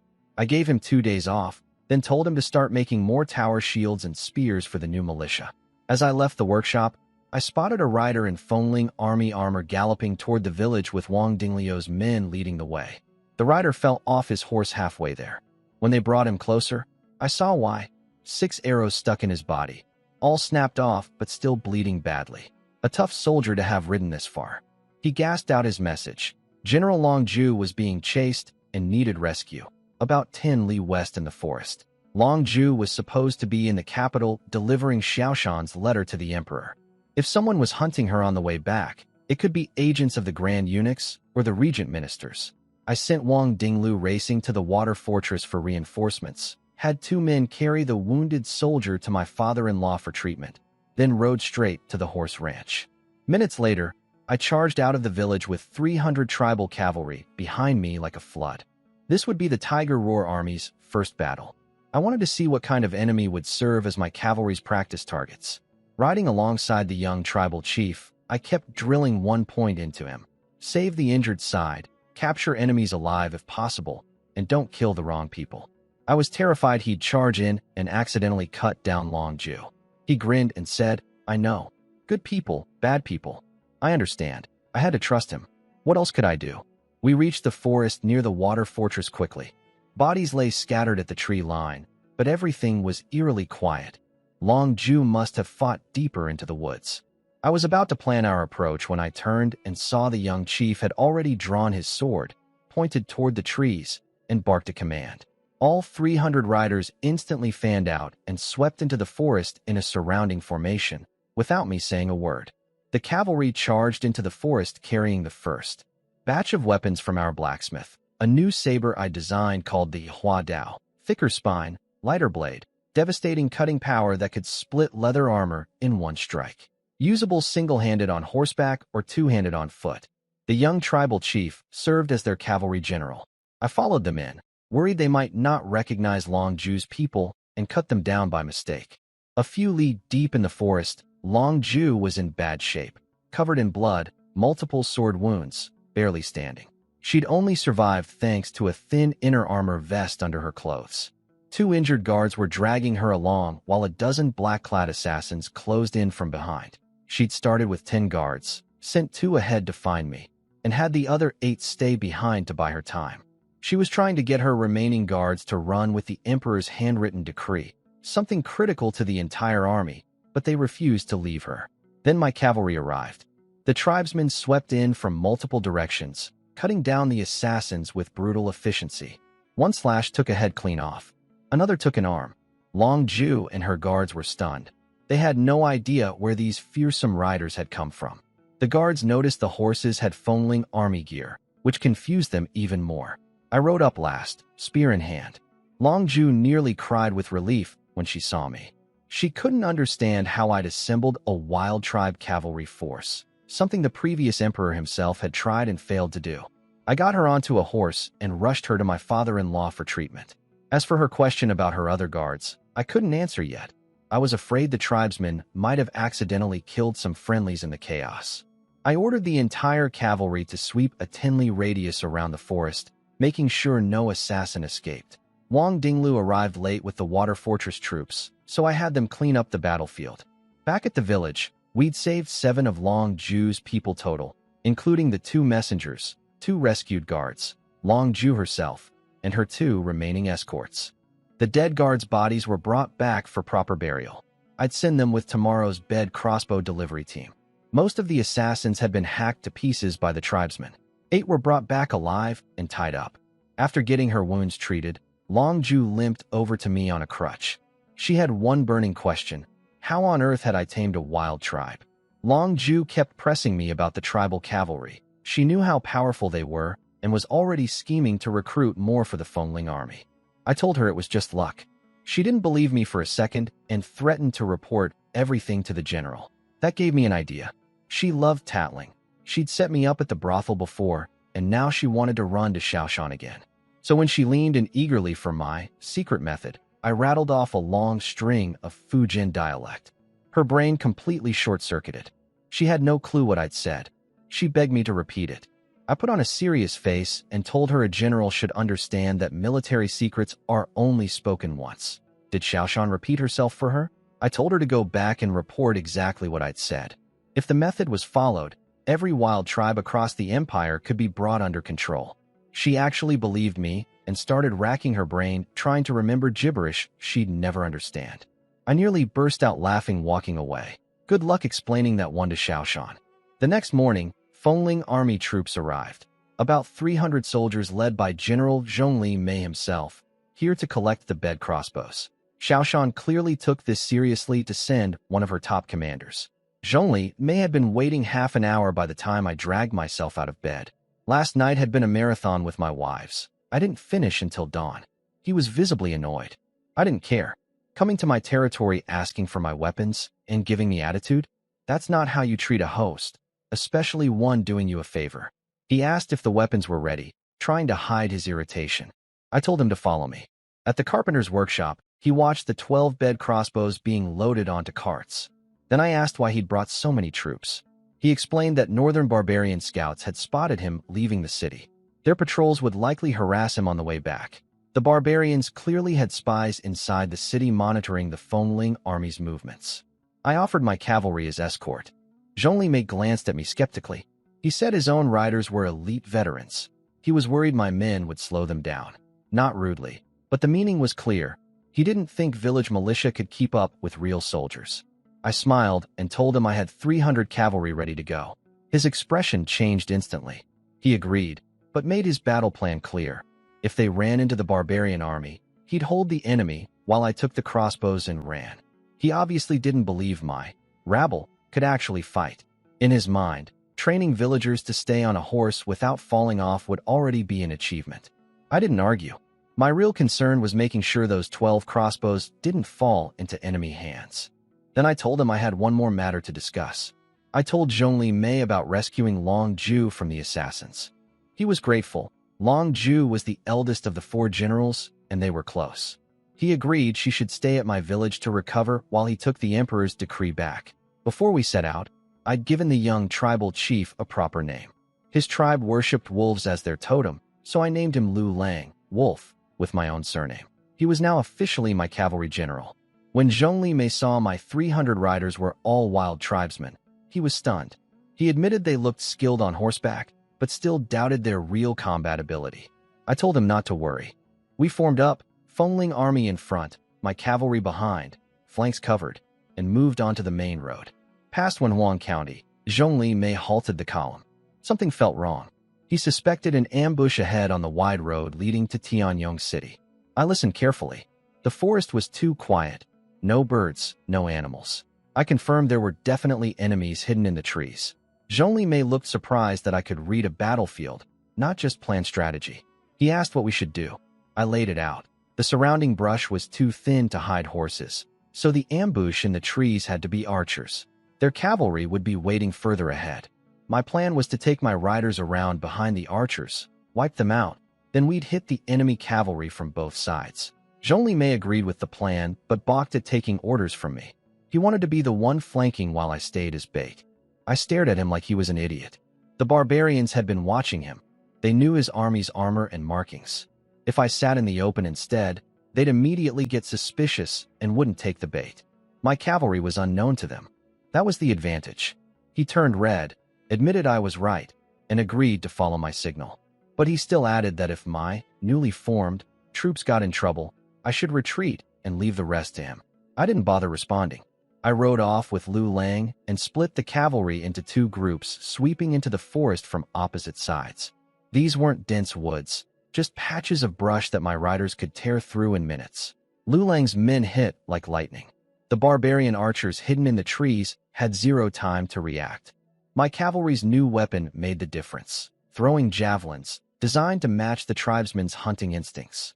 They hurled them with terrifying accuracy, each one finding its target. Barbarian archers were impaled and sent flying before they could even turn around.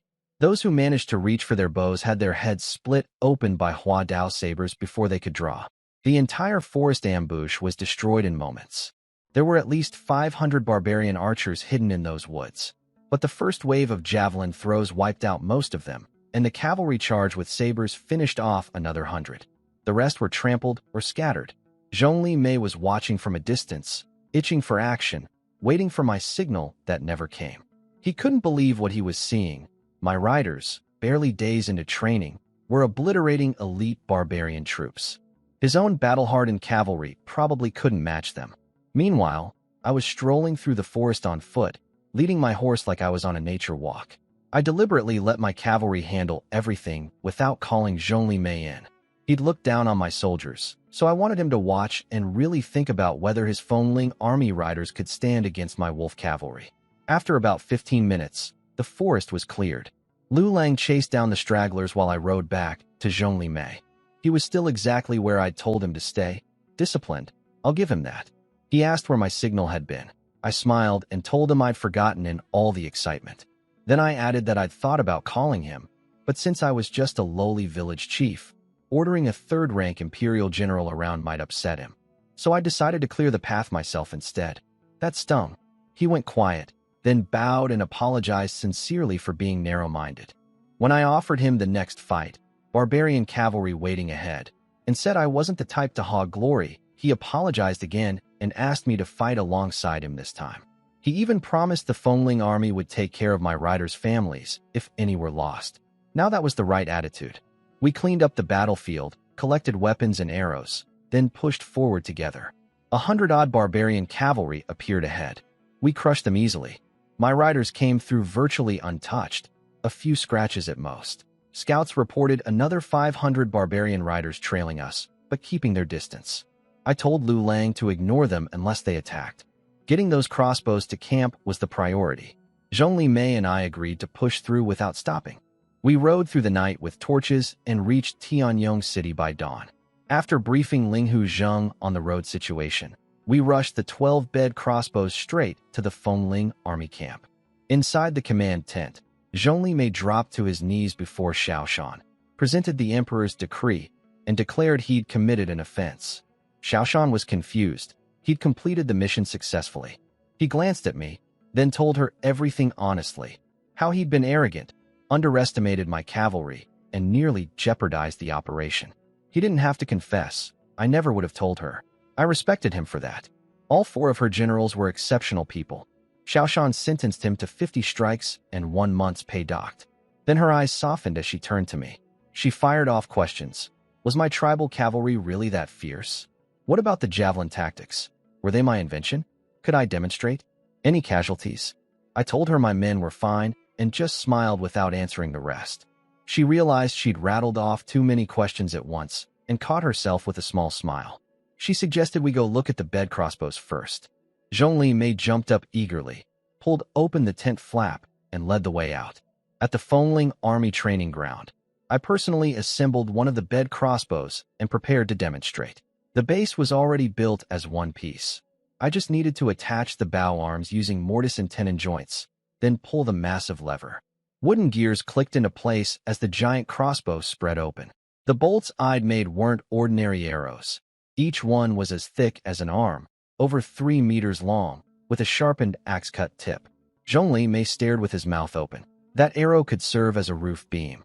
Xiaoshan was fascinated by the gear mechanism.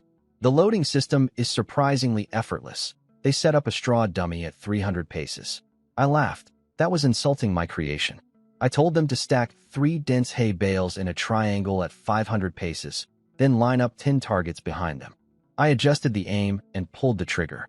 The bolt hit with a thunderous impact. The front bale exploded into the air. All 3 were destroyed, and the 10 targets behind them were swept away and shattered by the remaining force. 1 bolt turned the entire field into a mess. Zhongli Mei was speechless. He calculated that a single shot could kill over a dozen men on a real battlefield. Anyone hit would be obliterated. I loaded a second bolt. This one was special. I'd hollowed out the tip and packed it with small iron caltrops. When fired, the bolt vibrated in flight, scattering the caltrops in every direction. Anything in their path got shredded. A true wall defense weapon. Xiaoshan's eyes went wide. She'd already followed my earlier advice and had thousands of caltrops cast, plus collected donated iron from civilians. She was seeing my ideas come together in practice. Then I loaded a third bolt, hollowed out and filled with quicklime, a byproduct from iron smelting. Sealed inside, quicklime explodes on impact. It's specifically designed to blind cavalry horses and riders. When this bolt hit the target, it burst into a massive white cloud that blanketed the area for several li. Xiaoshan was surprised. Quicklime was considered a street fighter's dirty trick, not a military weapon. Zhongli Mei admitted he'd heard of people throwing it in someone's face, but weaponizing it on this scale was something only I would think of. I told them these were just test rounds. I didn't have time to manufacture ammunition for them. Their craftsmen could replicate the bolts after seeing them once. The hollow tips could be filled with quicklime, poison, chili powder, whatever they wanted. I reminded them not to show mercy to the barbarians. Just remember how those invaders burned villages and violated our border people. Xiaoshan stared at me silently. I could tell what she was thinking. She was grateful I was on her side. A man with my mind as her enemy would mean the fall of Tianyong City in minutes. Back in the tent, she insisted on recording my achievements, escorting the crossbows and killing 500 barbarian archers. I refused flatly. I knew her game. Record a merit, give me an honorary general title, and then she'd have a legitimate excuse to take my weapons and technology. Not a chance. I asked her to take good care of Long Ju while she recovered, and said I'd send an escort when she was ready to travel. Xiaoshan thanked me sincerely. Long Ju was her most important deputy, a third-rank general decorated with countless achievements. I grinned and called her wifey, saying she didn't need to be so polite with her own husband. Her people were my people too. Her expression changed instantly. Zhongli Mei was still in the tent when I called Xiaoshan wifey. He nearly burst out laughing but quickly pretended to be staring at the ceiling. Xiaoshan was furious. I'd embarrassed her in front of her subordinate again. She reminded him about his 50 strikes, and he practically sprinted out of the tent, grateful for the excuse to escape.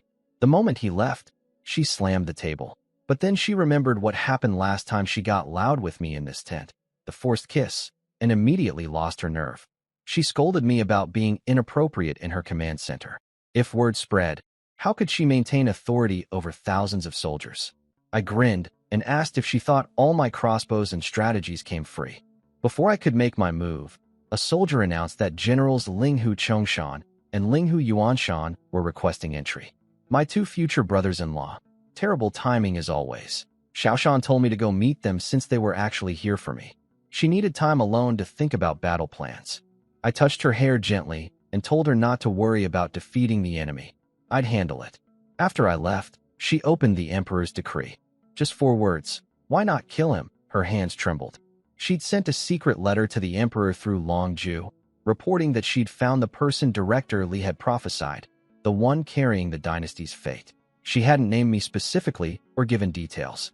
She'd only said the person was found and under her control. Reporting was her duty as a loyal subject. But protecting me was her duty as the woman who loved me. Her plan was to let me build military achievements in the coming battle, then petition the Emperor for leniency. If it failed, she'd take the blame for deceiving the throne, a crime punishable by death. She called for guards and ordered all the captured assassins from the Wanhuan County attack to be executed immediately. Then she had them pick a suitable head, box it up, and send it to the capital by express courier to satisfy the Emperor's demand. Meanwhile, the 2 Linghu brothers walked with me through camp. They wanted to resign their 4th-rank positions in the Fengling army and join my militia as low-ranking officers. I thought they'd lost their minds. They were central commanders who could lead thousands in battle. Why trade that for a village militia with no imperial salary? They explained, as Linghu family members, they'd never be promoted beyond their current rank. The court was suspicious of their family, and if they held independent command, political enemies would attack. Their ceiling was fixed. I guessed the truth. This was their father's arrangement. They admitted it sheepishly. Linghu Zheng believed I was the only person who could protect the Linghu family if things went wrong. The brothers wanted to learn from me, grow alongside my forces, and ensure the family's survival no matter what happened to Tianyong City or Xiaoshan. I agreed to take the 2 brothers. Having experienced generals join my forces was a huge benefit. I had plenty of fighters, but few proper military leaders. Training 1,000 soldiers by myself was impossible, and these two were family, completely trustworthy. Eventually, I'd need reliable people to handle sensitive military projects without me doing everything personally. I warned them there'd be no salary. Sometimes I couldn't even guarantee drinking money. They laughed it off. What they really wanted was to learn from me. Somehow my militia had turned into their personal military academy. They packed up and followed me back to the village, choosing to sleep in the barracks with the regular soldiers to bond faster. Over the next few days, I had them lead training exercises, then sent them out to clear bandit camps for real combat practice. I only gave pointers without micromanaging. They were veteran battlefield commanders who improved rapidly with just a few tips. Soon I handed full control of daily operations to them. With 1,000 soldiers, we weren't a major army, but we were more than enough for the surrounding bandits and barbarian outposts. Cart after cart of supplies rolled back to the village. Weapons, provisions, filling every warehouse. We also picked up civilians and craftsmen along the way. I need plenty of both for building up Shina Crossing. New Year was approaching. Our population had passed 2,000. Every house in both villages was occupied. Mu Wanqing came in carrying new clothes she'd made for the family and asked if the men could have a few days off for the holiday. Everyone had been working nonstop for 3 months. She handed me a pair of shoes she'd made. They fit perfectly. I pulled her close, and before she could react, I slipped a jade bracelet onto her wrist. I'd found it during a raid. Exquisite quality, worth a fortune. She gasped with delight, but worried the other wives would be jealous. I told her everyone was getting one. Then I noticed we were alone in the house. One thing led to another. She protested that it was daytime, begged me to hurry before the others came home, and worried about Wu Xiangyue catching us. Lu Yin came back from an errand, heard the commotion through the door, turned bright red, and stationed herself outside as a lookout, trembling with her own feelings stirred up. She'd only been with me twice. She knew exactly how intense things could get. Then Wu Xiangyue strolled in from the training grounds, whip in hand, fresh from beating up Linghu Chongshan in a sparring match. She'd been challenging the two brothers daily. They'd started hiding from her. She spotted Lu Yin standing rigid and blushing at the door, heard the sounds from inside, and her face went red too. Wu Xiangyue grabbed Lu Yan's wrist and declared that tonight I was going to Lu Yan's room. No discussion. Lu Yan was too embarrassed to speak. That evening, the wives ganged up and sent me to her. In the middle of the night, I noticed her room was freezing, so I carried her to the main house to sleep where it was warmer. The next morning, I took Mu Wanqing's advice and gave everyone 3 days off before New Year. I announced a grand feast for all 2,000 people in Shina Crossing. We had plenty of food from raiding bandit camps, dozens of wild boars, deer, rice, flour. For 3 days, everyone ate as much as they wanted. On New Year's Eve, I handed out over 200 taels and bonuses based on everyone's contributions. Zhang Tizui delivered the highlight, a masterwork suit of armor he and his wife had worked day and night to finish. Then, just as darkness fell, a lone rider burst through the snowstorm. Northern barbarians have launched a surprise attack. I dropped my cup. Everyone froze. The Linghu brothers shot to their feet. If Tianyong City fell, barbarian cavalry would sweep straight through Yuzhou. The messenger reported 20,000 barbarians surrounding the city without attacking directly, while smaller forces raided the countryside, killing everyone they found. I cursed them and opened Xiaoshan's letter. She explained the situation. The emperor had purged over 30 officials suspected of aiding the enemy. The barbarian supply lines were completely cut, so they'd launched a desperate all-out assault. She'd sent for reinforcements, 3 to 5 days out. She needed me to protect the civilians and hold the line until help arrived. I studied Wuzhang's map. South of Tianyong City, there were only 2 routes, a mountain pass and the river. The river's key point was our water fortress at the Seven River Junction. Starving barbarians would raid southward for food, and Xinhe Crossing sat right in their path. I started giving orders. The Linghu brothers would march with me. Wu Xiangyue and Lin Xiaoxi would stay behind to guard the home territory. If things got desperate, everyone should retreat to the water fortress. Barbarians couldn't fight on water. Wu Jiang would manage village affairs and protect my wives. Wu Jiang clasped his fist and cracked a rare joke. If your 3 wives lose a single hair, I won't bother staying alive to face you. Then seriously, the village might fall, but the water fortress won't. I assembled the army and marched toward Wenhuang County. When we arrived, the low walls were lit up with torches. They recognized our Tiger Roar Army banner and opened the gates. The garrison commander was Chun Bai, a former battlefield veteran now serving as a lowly jailer, the only competent military man the county had. Between guards, officials, and hastily drafted militia, they'd scraped together 500 or 600 poorly equipped defenders. I climbed the city wall and asked for a situation report. Chun Bai's face was grim. Scouts reported the barbarians had already reached Lianshui County, just 40 li south. They'd be at Wenhuang County within 3 hours. The barbarians knew the main forces were concentrated at Tianyong City, making these smaller counties easy pickings. Their horses could practically gallop over the low walls. Chun Bai was relieved to see my Tiger Roar army. He figured we could handle the small barbarian raiding parties. But when I told him I was marching out immediately to intercept the enemy at Lianshui County, he was stunned. He argued that my troops were tired from the march, and heading out risked ambushes. Defending Wenhuang County was the safer play. I turned to him and said our missions were different. He could hold the county. My job was to destroy the barbarians. If I let them raid freely and haul supplies back to their main army, the pressure on Tianyong City would only grow worse. With me out there, none of these raiders would make it home alive. The Linghu brothers were fired up. What's there to fear? Dying on the battlefield is a soldier's greatest honor. The gates opened, and my 1,000 soldiers marched out in tight formation. Watching us go from the wall, something stirred in Chun Bai. He remembered he'd once been a fearsome warrior who'd trained imperial guards. He'd let one injury and petty rivals bury him in this backwater. If I could build all this from nothing, why couldn't he? He grabbed his great bow and iron halberd, mounted his horse, and roared at his men to follow him into battle. He challenged their courage, their manhood, calling them cowards and turtles. Most of the constables made excuses: sick mothers, pregnant wives, young children. They had small, comfortable lives and didn't want to die. Who will go to their death with me? Chun Bai shouted one final time. Mu Xiaoyang, my brother-in-law, stepped forward first, slamming his staff into the ground. Chun Bai immediately refused him. The Mu family had already given one son to war injuries. Mu Xiaoyang was their only remaining healthy heir, newly married with no children. If he died, the family line ended. Chun Bai couldn't face me or the Mu family if that happened. But Mu Xiaoyang insisted. He'd watched me grow from a nobody to a commander leading a real army. My words about dying on the battlefield had set his blood on fire. He wanted to fight. Chun Bai overruled him and looked to the crowd. Slowly, others stepped forward. First a trickle, then more. Mostly refugees from Yenzhou who'd already lost everything. Then local men joined too. Some wanted to protect their homes. Most honestly wanted military merit to escape their miserable lives. When nearly 200 volunteers had gathered, Chun Bai's expression finally softened. Chun Bai armed the volunteers with armor stripped from the staying garrison, then marched 200 men out after us. Mu Xiaoyang quietly tagged along at the back.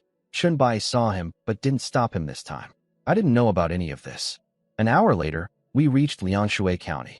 From a slope 5 li outside, we could see the city burning. Wang Dinglu had already scouted ahead. The barbarians were still inside looting, mostly gathering grain at the north end of town. Civilians had fled or died. The place was nearly empty. We faced a dilemma. If we went after the grain convoy, barbarian riders would continue south toward Wenhuang County. If we fought the riders, the grain gets through to feed their main army. Zhai Shanchuan wanted to charge straight in. Wang Dinglu called him an idiot. A blind charge wasn't a surprise attack. I had to smile. Zhai Shanchuan just shrugged and said he didn't bother thinking. He just did whatever I told him. I laid out the plan. Linghu Yuanshan would take Lu Lang's 300 wolf cavalry north to intercept the grain convoy. Light resistance, quick fight, hide the captured supplies, then circle back. 200 men would stay in reserve, hidden and waiting for orders. The remaining 500 would set an ambush in the tree line opposite us. Linghu Yuanshan worried we'd be outnumbered 3-1. I pointed out the barbarians didn't know our numbers. The 200 reserves were my decoy force, classic misdirection. He understood and moved out. I had the infantry set up shield walls with bamboo spears in front. In the darkness, the bamboo thicket was invisible. Cavalry wouldn't see it until they were already impaled. Archers positioned at shield openings and behind trees, ready to fire from cover. If any barbarians chased into the forest, Linghu Yuanshan's ambush would finish them. Then came the critical part. If I didn't lure the barbarians out in force, they'd scatter across the countryside and my formation would be wasted. I needed them angry and charging together.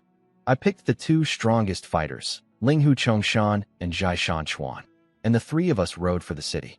I wore my peerless armor. Zhai Shanchuan had the custom iron armor I'd made for him, and Linghu Chongshan wore his own set with Fengling army markings removed. All defensive gear. As long as we avoided massed arrows, we'd be fine. My orders were simple.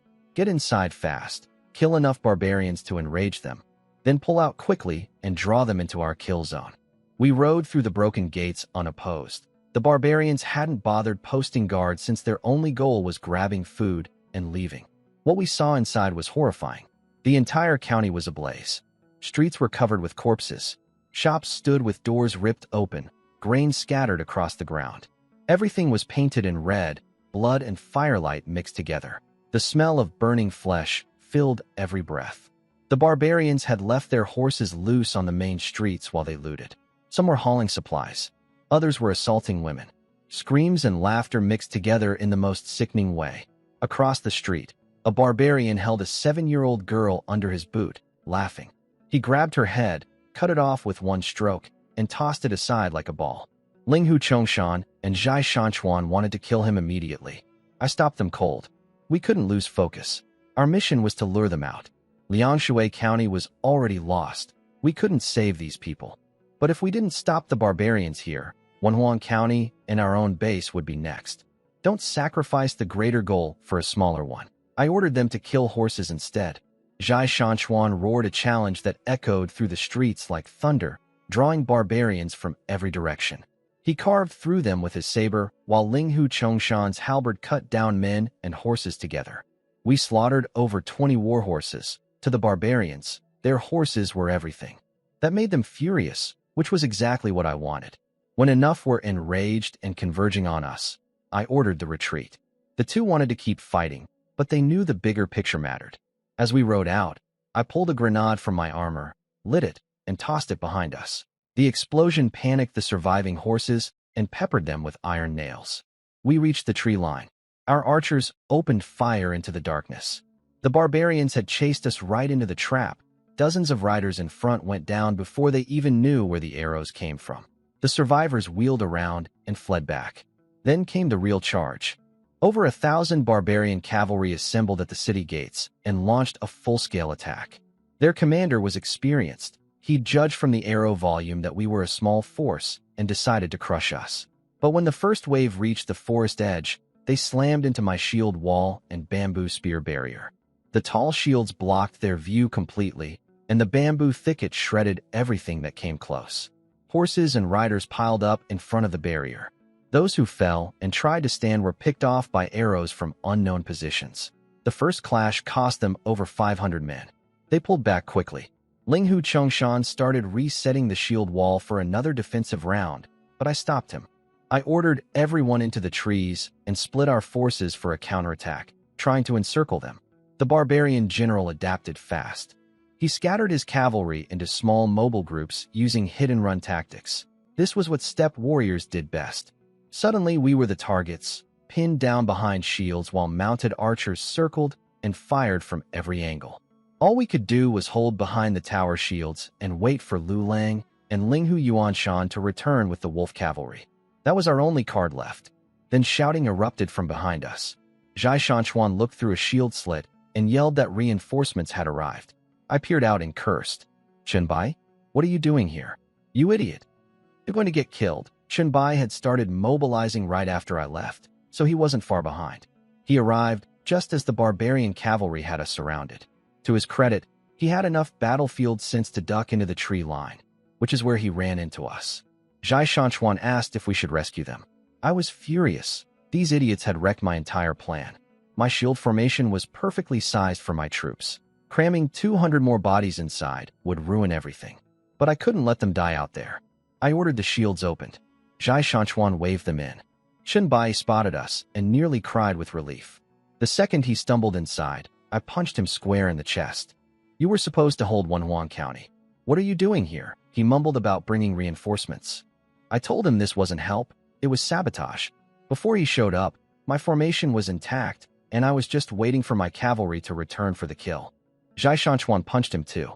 Nobody was happy. Then Chunbai looked around and realized Mu Xiaoyang was missing. My blood went cold. My brother-in-law, the Mu family's only healthy son, newly married, no children. His brother was already crippled. If Mu Xiaoyang died out here, the family line was finished. How would I face my father-in-law? My wives? I slapped Chunbai across the face and told him if anything happened to Mu Xiaoyang, he wouldn't need to bother staying alive either. He took it without a word. He knew he'd messed up. Minutes later, wolf howls echoed across the field. Lu Lang and his cavalry had arrived. The barbarians had already burned through their arrows during the long standoff. When 300 wolf riders slammed into their flank, they drew sabers and fought desperately. I'd been holding in rage all night. I roared the order, the shields opened, and everyone charged out. Zhai Shanchuan and Chunbai led the rush. Zhai Shanchuan because he loved killing. Chunbai because he needed to release his guilt on something. I committed the reserves, and we crushed the barbarian force from all sides. Half an hour later, it was over. But we couldn't find Mu Xiaoyang anywhere. No body, no sign. Chunbai was panicking, running from spot to spot searching. Then Wang Dingliu's voice rang out. Found him. His men were carrying an unconscious figure who looked like a drunk ragdoll. Wang Dingliu reported that Mu Xiaoyang was unhurt, just terrified.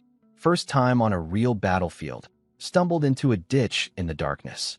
A few scrapes, nothing serious. Chunbai burst out laughing with relief. I didn't smile. He shut up immediately. I ordered everyone into Liangshui County to hunt down remaining barbarians. Linghu Chongshan took 100 men to retrieve the captured grain. I made it clear, no harming civilians, kill every barbarian still breathing. Chunbai quietly joined the cleanup crews. All that bravado from his speech in Manhwa County was gone. He'd fought bandits before, but a real war between nations, the sheer brutality of it, had shattered his illusions. He'd charged out on hot blood alone, and reality had hit him like a wall. Without me, he and his volunteers would have been slaughtered. The man who'd once looked down on me and haggled over bounty money was now just another soldier following my orders without question. At dawn, Liangshui County was a nightmare. Over 1,000 charred corpses, the stench of burned flesh everywhere.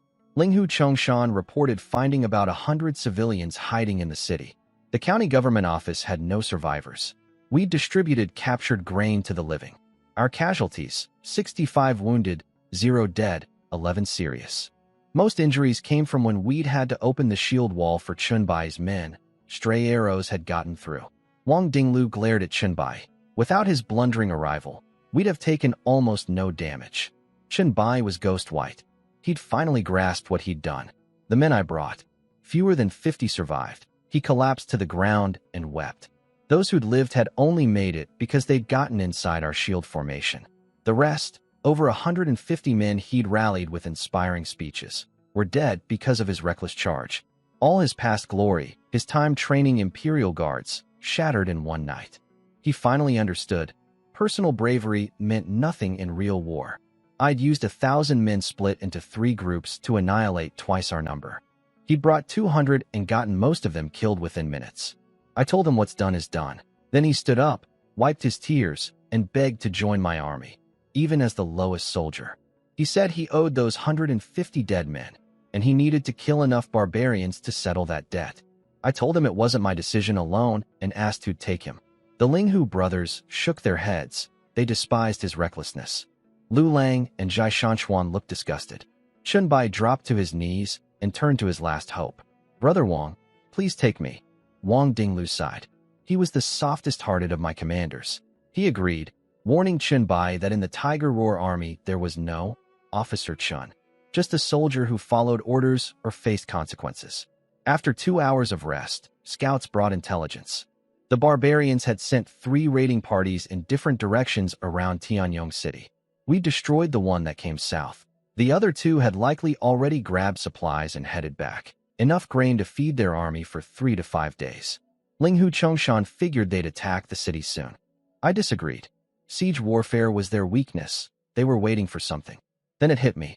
I asked about Fengling Army's food supply schedule. The brothers said provisions came monthly, due any day now. That was it. The barbarians' real target wasn't the city. It was the supply convoy. Think about it. Longju normally handled logistics.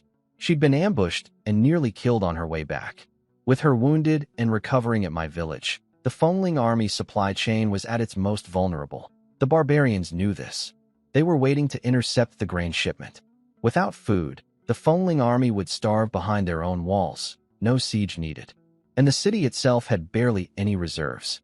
I tried buying grain there before and found almost nothing. Even if civilians donated what they could, it wouldn't sustain 5,000 soldiers for long. Xiaoshan probably didn't even realize how dire the food situation truly was. By my calculation, the Fengling army had fewer than 10 days of supplies left. I explained my theory to the group. If I were the barbarian commander, I'd surround Tianyong City without attacking, intercept the food supply, then use psychological warfare, pile up civilian corpses outside the walls to spread panic. Once the city ran out of food, the people would turn on the army themselves. Right as I finished talking, a messenger confirmed it. That very morning, the barbarians had stacked civilian corpses outside Tianyong City's gates. The city was in chaos. Linghu Yuanshan slammed the table in fury, but I kept thinking. The corpses were bait. If the army rushed out to recover them, the barbarians would be waiting. Meanwhile, if the supply convoy got intercepted, the city would starve within 3 days. I asked about the reinforcements Xiaoshan had mentioned. The brothers exchanged uncomfortable looks. The emperor had sent 10,000 troops, but the commanding general was a notorious playboy. He'd probably treat the march like a sightseeing trip and arrive months late. So the reinforcements were useless. Why would the emperor send someone so unreliable to save his own army? Something didn't add up, but I filed that away for later.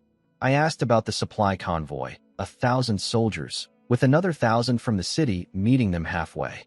The route passed right by our territory. That gave me an idea. I wrote a detailed letter to Xiaoshan laying out my plan. On the day the grain convoy arrived, the Fengling army had to march out in full force, making it look like they were absolutely determined to secure the supplies. When the barbarians attacked, they should abandon the grain and retreat to the city as fast as possible. The brothers were alarmed. Full deployment risked the entire army getting surrounded. I told them you can't catch a wolf without risking the child as bait. Then I started issuing rapid orders. Zhai Shanchuan would go to Manhwa County and collect every flammable material he could find. Old clothes, cooking equipment, anything that burned. Wang Dinglu would race back to the village for all our hay and straw. Linghu Yuanshan and Lu Lang would take their cavalry near Tianyong City and systematically eliminate barbarian scouts and spies, but only once per day, ensuring the enemy received information, just fragmented and unreliable. The brothers started to understand. A decoy strategy? Not exactly, I smiled. The barbarians are playing the waiting game. So we'll give them exactly what they're waiting for, and then stab them in the heart. I laid out the full plan in 3 moves. The brothers worried that such bold action would provoke the entire 50,000-man army. I told them the barbarians wouldn't keep fighting once they committed their forces forward, because we'd be behind them, burning their camp to the ground. Everyone gasped. And while we're there, I continued, we cut off the head.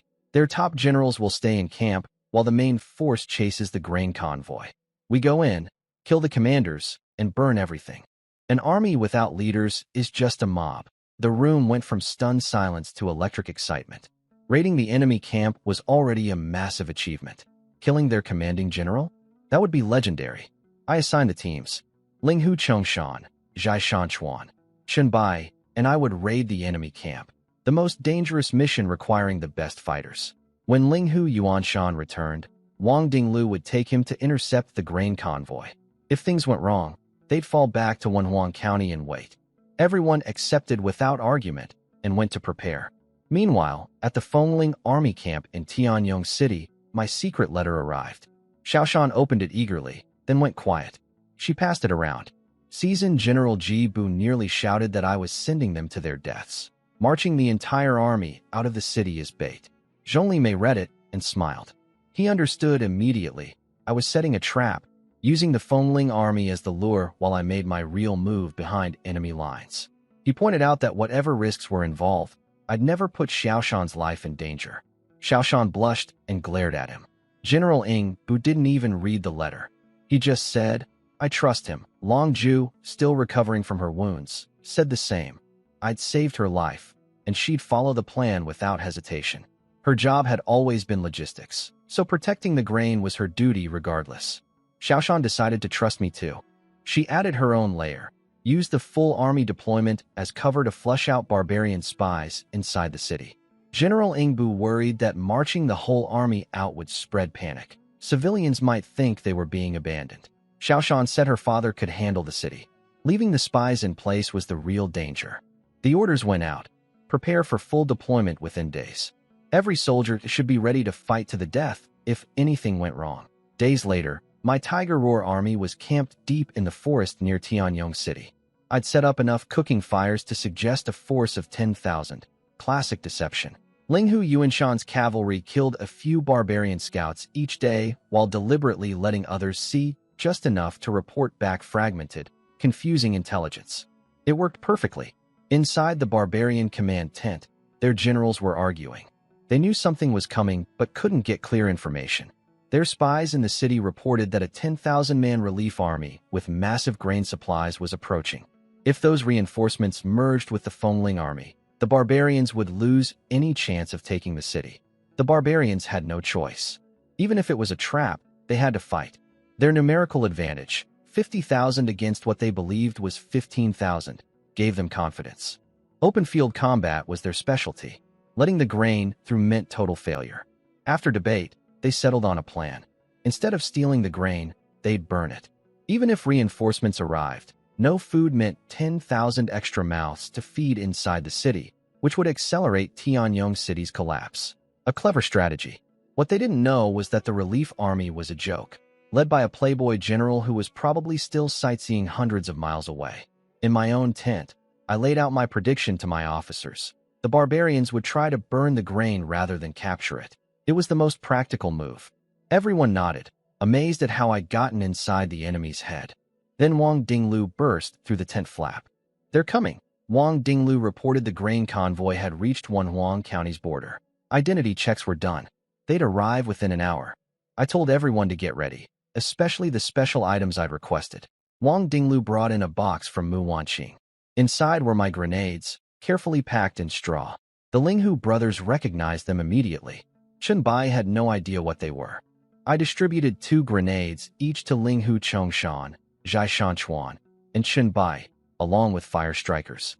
These were their last line of survival. I took them outside for a quick demonstration. Linghu Yuanshan pouted about being left out. His brother patted his shoulder and promised to tell him how cool they were later. An hour later, the grain convoy's banners appeared in the distance. Almost simultaneously, the barbarian camp erupted. Over 20,000 riders and archers poured out, heading to intercept. This was the moment I'd been waiting for. Their camp now held only 1,000 or so old and weak soldiers. I'd already circled behind the barbarian camp with Linghu Chongshan, Chen Bai, and Zhai Shanchuan. Watching the main army march away, I knew the battle on the other side had begun. Zhai Shanchuan wanted to charge immediately. I smacked his head and made everyone study the map first. The Linghu brothers had sketched the camp layout from their scouting missions. It had cost lives to gather this intelligence. The command tent belonged to the barbarian supreme commander, Hu Luchi. 18 tribal leaders' tents surrounded it, each with a deputy. Over 30 high-value targets. I assigned roles. Chen Bai would use his old Imperial Guard credentials to rally the enslaved laborers inside the camp into rebellion. Linghu Chongshan would hit the 18 tribal leaders' tents, kill as many as possible. Zhai Shanchuan would come with me straight to the command tent. 1 hour, then we'd regroup. We charged in on 4 horses, fast and loud. No point hiding, speed was everything. We split up and cut down every barbarian we encountered. The camp guards couldn't even grab their weapons before they fell. Meanwhile, at Tianyong City, everything unfolded exactly as planned. The Fengling army marched out in full force. The grain convoy approached from the south. The barbarians charged to intercept. The escort troops panicked and fled into the trees, abandoning the grain. The barbarians celebrated and swarmed the convoy. Then arrows rained down and the grain burst into flames. It had all been decoys. The Fengling army retreated behind the walls and unleashed the bed crossbows from the ramparts, devastating the confused barbarians below. The raiders who'd rushed to grab the grain stood bewildered. The enemy had surrendered the supplies without a fight, and now everything was burning. While chaos consumed both sides of the battlefield, Zhai Shanchuan and I dismounted and burst into the command tent. Inside sat over a dozen senior barbarian commanders, the leaders who'd stayed behind while their armies fought. They stared at our unfamiliar faces in total confusion. They couldn't comprehend that two men had just charged into the heart of the barbarian empire's military headquarters. Just two of us. The barbarian supreme commander, Huluchi, sat on his throne laughing when we burst in. He spoke perfect imperial language and complimented our bravery, two men daring to storm his camp. He said we had more guts than the entire Fengling army hiding behind their walls. Then he casually tore off a piece of lamb and offered us a quick death if we surrendered. I just smiled. While he was talking, I'd already mapped every person in the tent and planned my attack route. I gave Zhai Shanchuan a look and said, "You want to leave us whole bodies, but all of you are about to die." I lit 2 grenades. The barbarian generals sensed danger but didn't understand what we were holding. Huluchi shouted, "Attack!" and over a dozen commanders drew their swords and charged. I laughed. They were actually clustering together, making my grenades even deadlier. I tossed both. Zhai Shanchuan threw his, and we dove out of the tent. The explosion blew the entire command tent apart. Debris and body parts rained down. Inside, the generals had been shredded by iron nails, some torn to pieces, others writhing on the ground. Zhai Shanchuan and I charged back in with our sabers and finished everyone still breathing. We tied the severed heads to our belts by the hair. I burst out holding Huluchi's head high, shouting that their supreme commander was dead. The surviving barbarians froze. Some charged at us for revenge, so Zhai Shanchuan threw 2 more grenades into the crowd. Then the freed slaves, over 2,000 laborers Chun Bai had liberated, swarmed in from every direction with rocks, fists, even teeth. Years of rage unleashed at once. We fought our way to our horses and rode to the rendezvous. Linghu Chongshan arrived shortly after with a pack of barbarian riders chasing him. We cut them down together and galloped for Manhwa County.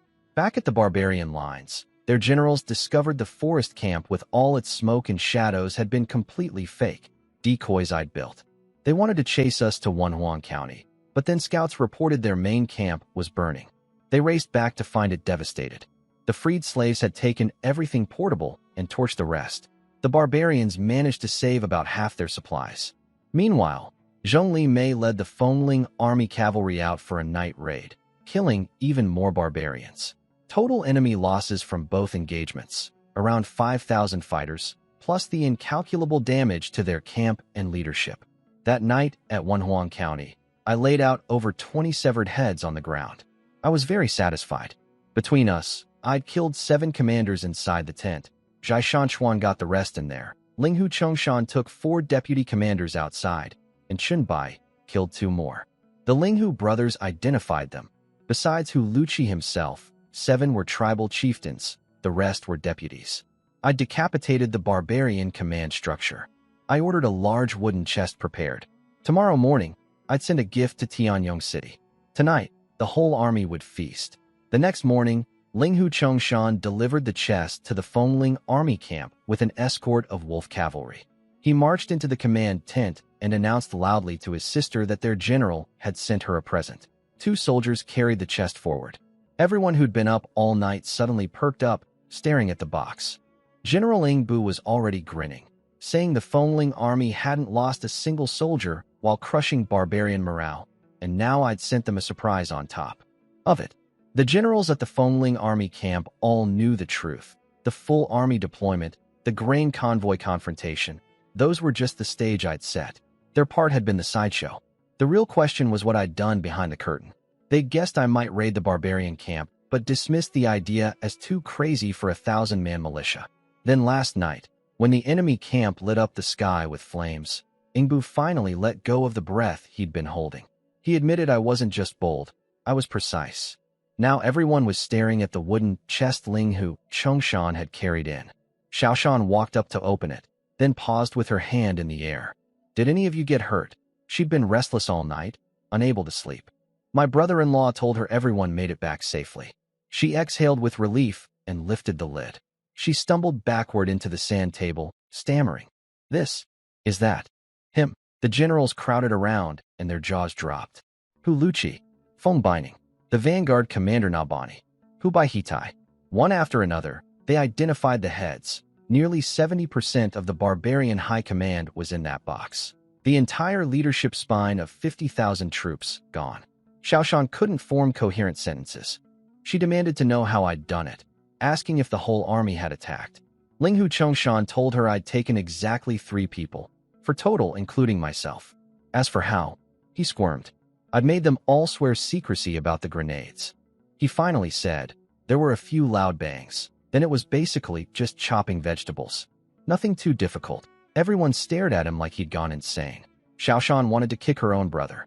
These barbarian generals were individually as strong as her own top commanders. Chopping vegetables was absurd. Ingbu stepped in diplomatically. He said I clearly had my own methods, and if I didn't want to share, pushing wouldn't help. He was right. Linghu Chongshan wasn't refusing to tell. I'd forbidden it. Ingbu actually looked envious that the Linghu brothers had earned my trust so quickly. Xiaoshan figured it out immediately. The loud bangs matched what Long Ju had reported from the assassination attempt. The same weapon she'd begged me for, and I'd refused to give her. That stung. She silently added another mark to my debt. She issued orders. Parade the heads through the army and city, then hang them on the gates.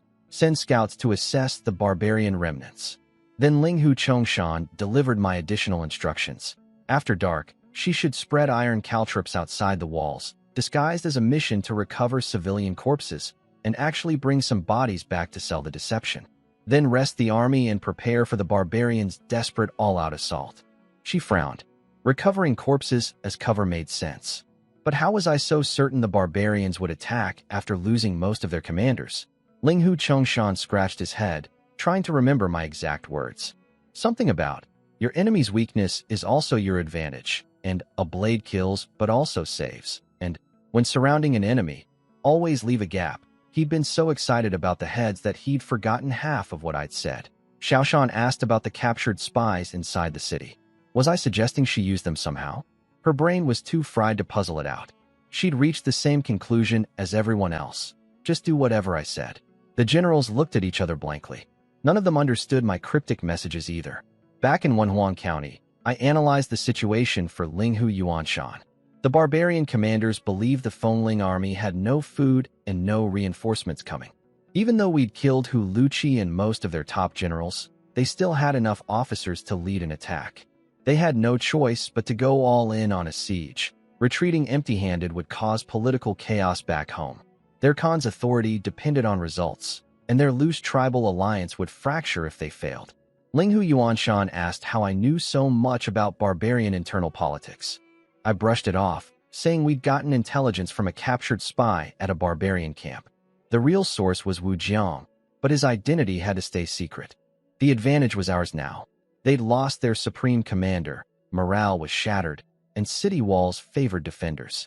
I'd already sent instructions to Xiaoshan through Linghu Chongshan.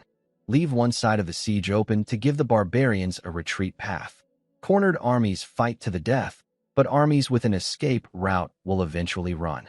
A few days later, scouts reported the Imperial Relief Army had arrived 70 li from Wenhuang County. Then a heavy snowstorm hit, and their useless commander set up camp in a valley to wait it out. I nearly laughed. He was lucky the snow hadn't triggered an avalanche on top of them. Then word came. The barbarian army had consolidated and was advancing on Tianyong City's gates. My officers asked when we'd ride to help. I shook my head. We had 1,000 Tiger Roar soldiers and 1,000 supply troops against at least 30,000 attackers. Charging in was suicide. Besides, I'd already given Xiaoshan the caltrops and other tools. Let the barbarians grind themselves against those defenses first. I ordered the army to keep resting and scouts to keep reporting. At Tianyong City, the barbarians attacked with discipline. Infantry pushing forward with siege ladders under massive arrow barrages. The volume of arrows was so intense that the Fengling army couldn't even peek over the walls. Barbarian soldiers reached the base and started setting up ladders. The city's archers fired through narrow slots, but couldn't stop the flood of enemies. Xiaoshan waited until they were close enough, then gave the order. Ingbu unleashed all 12 bed crossbows simultaneously. The first volley used quicklime bolts. Massive wooden shafts screamed through the air and exploded among the barbarian archers, spraying blinding lime powder everywhere. Archers dropped their bows and clawed at their burning eyes, howling in agony. The second volley hit their now broken formation with devastating force. Each bolt plowed through multiple men. Unlucky ones were impaled and carried through the air, smashing into others before landing as mangled remains. Jibu's archers targeted the climbers on the walls while soldiers set fire to the siege ladders. Xiaoshan's plan was simple. Once the crossbows forced a retreat, the barbarians would pull back, having lost significant numbers. Every wave they threw at the walls would cost them dearly. I wasn't at the battle, but from the reports that came in later, I pieced together everything that happened at Tianyong City. The bed crossbows devastated the barbarian archers. The quicklime bolts blinded them in waves, and the exploding wooden shafts sent lethal splinters everywhere. The barbarians' formation collapsed. More than half their archers were out of action. With the pressure on the walls reduced, Ingbu switched to caltrip-loaded bolts, scattering iron spikes across the advancing infantry. By the time the foot soldiers reached the walls, they'd already lost half their numbers, though most were wounded rather than killed, which still destroyed their fighting ability. Then the real horror began.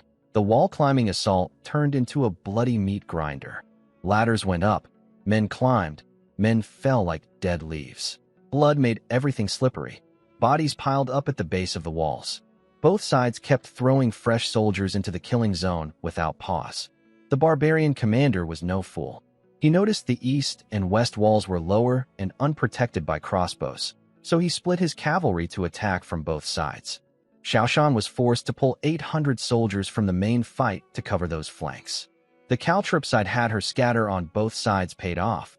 Barbarian horses stumbled and fell before they could reach the walls, turning their cavalry flanking maneuver into chaos. They couldn't use sandbag ramps or set up ladders easily under archer fire. But the north gate was cracking. The barbarians were hacking through the outer door with axes. It would hold maybe half an hour more.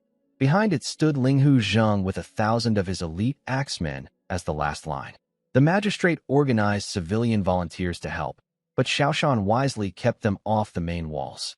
Untrained people seeing that level of carnage would panic and get in the soldiers' way. She sent them to guard the east and west gates instead. The fighting ground to a stalemate. Zhongli Mei approached Xiaoshan and asked permission to lead the cavalry out in a sortie, draw some attackers away, and relieve wall pressure.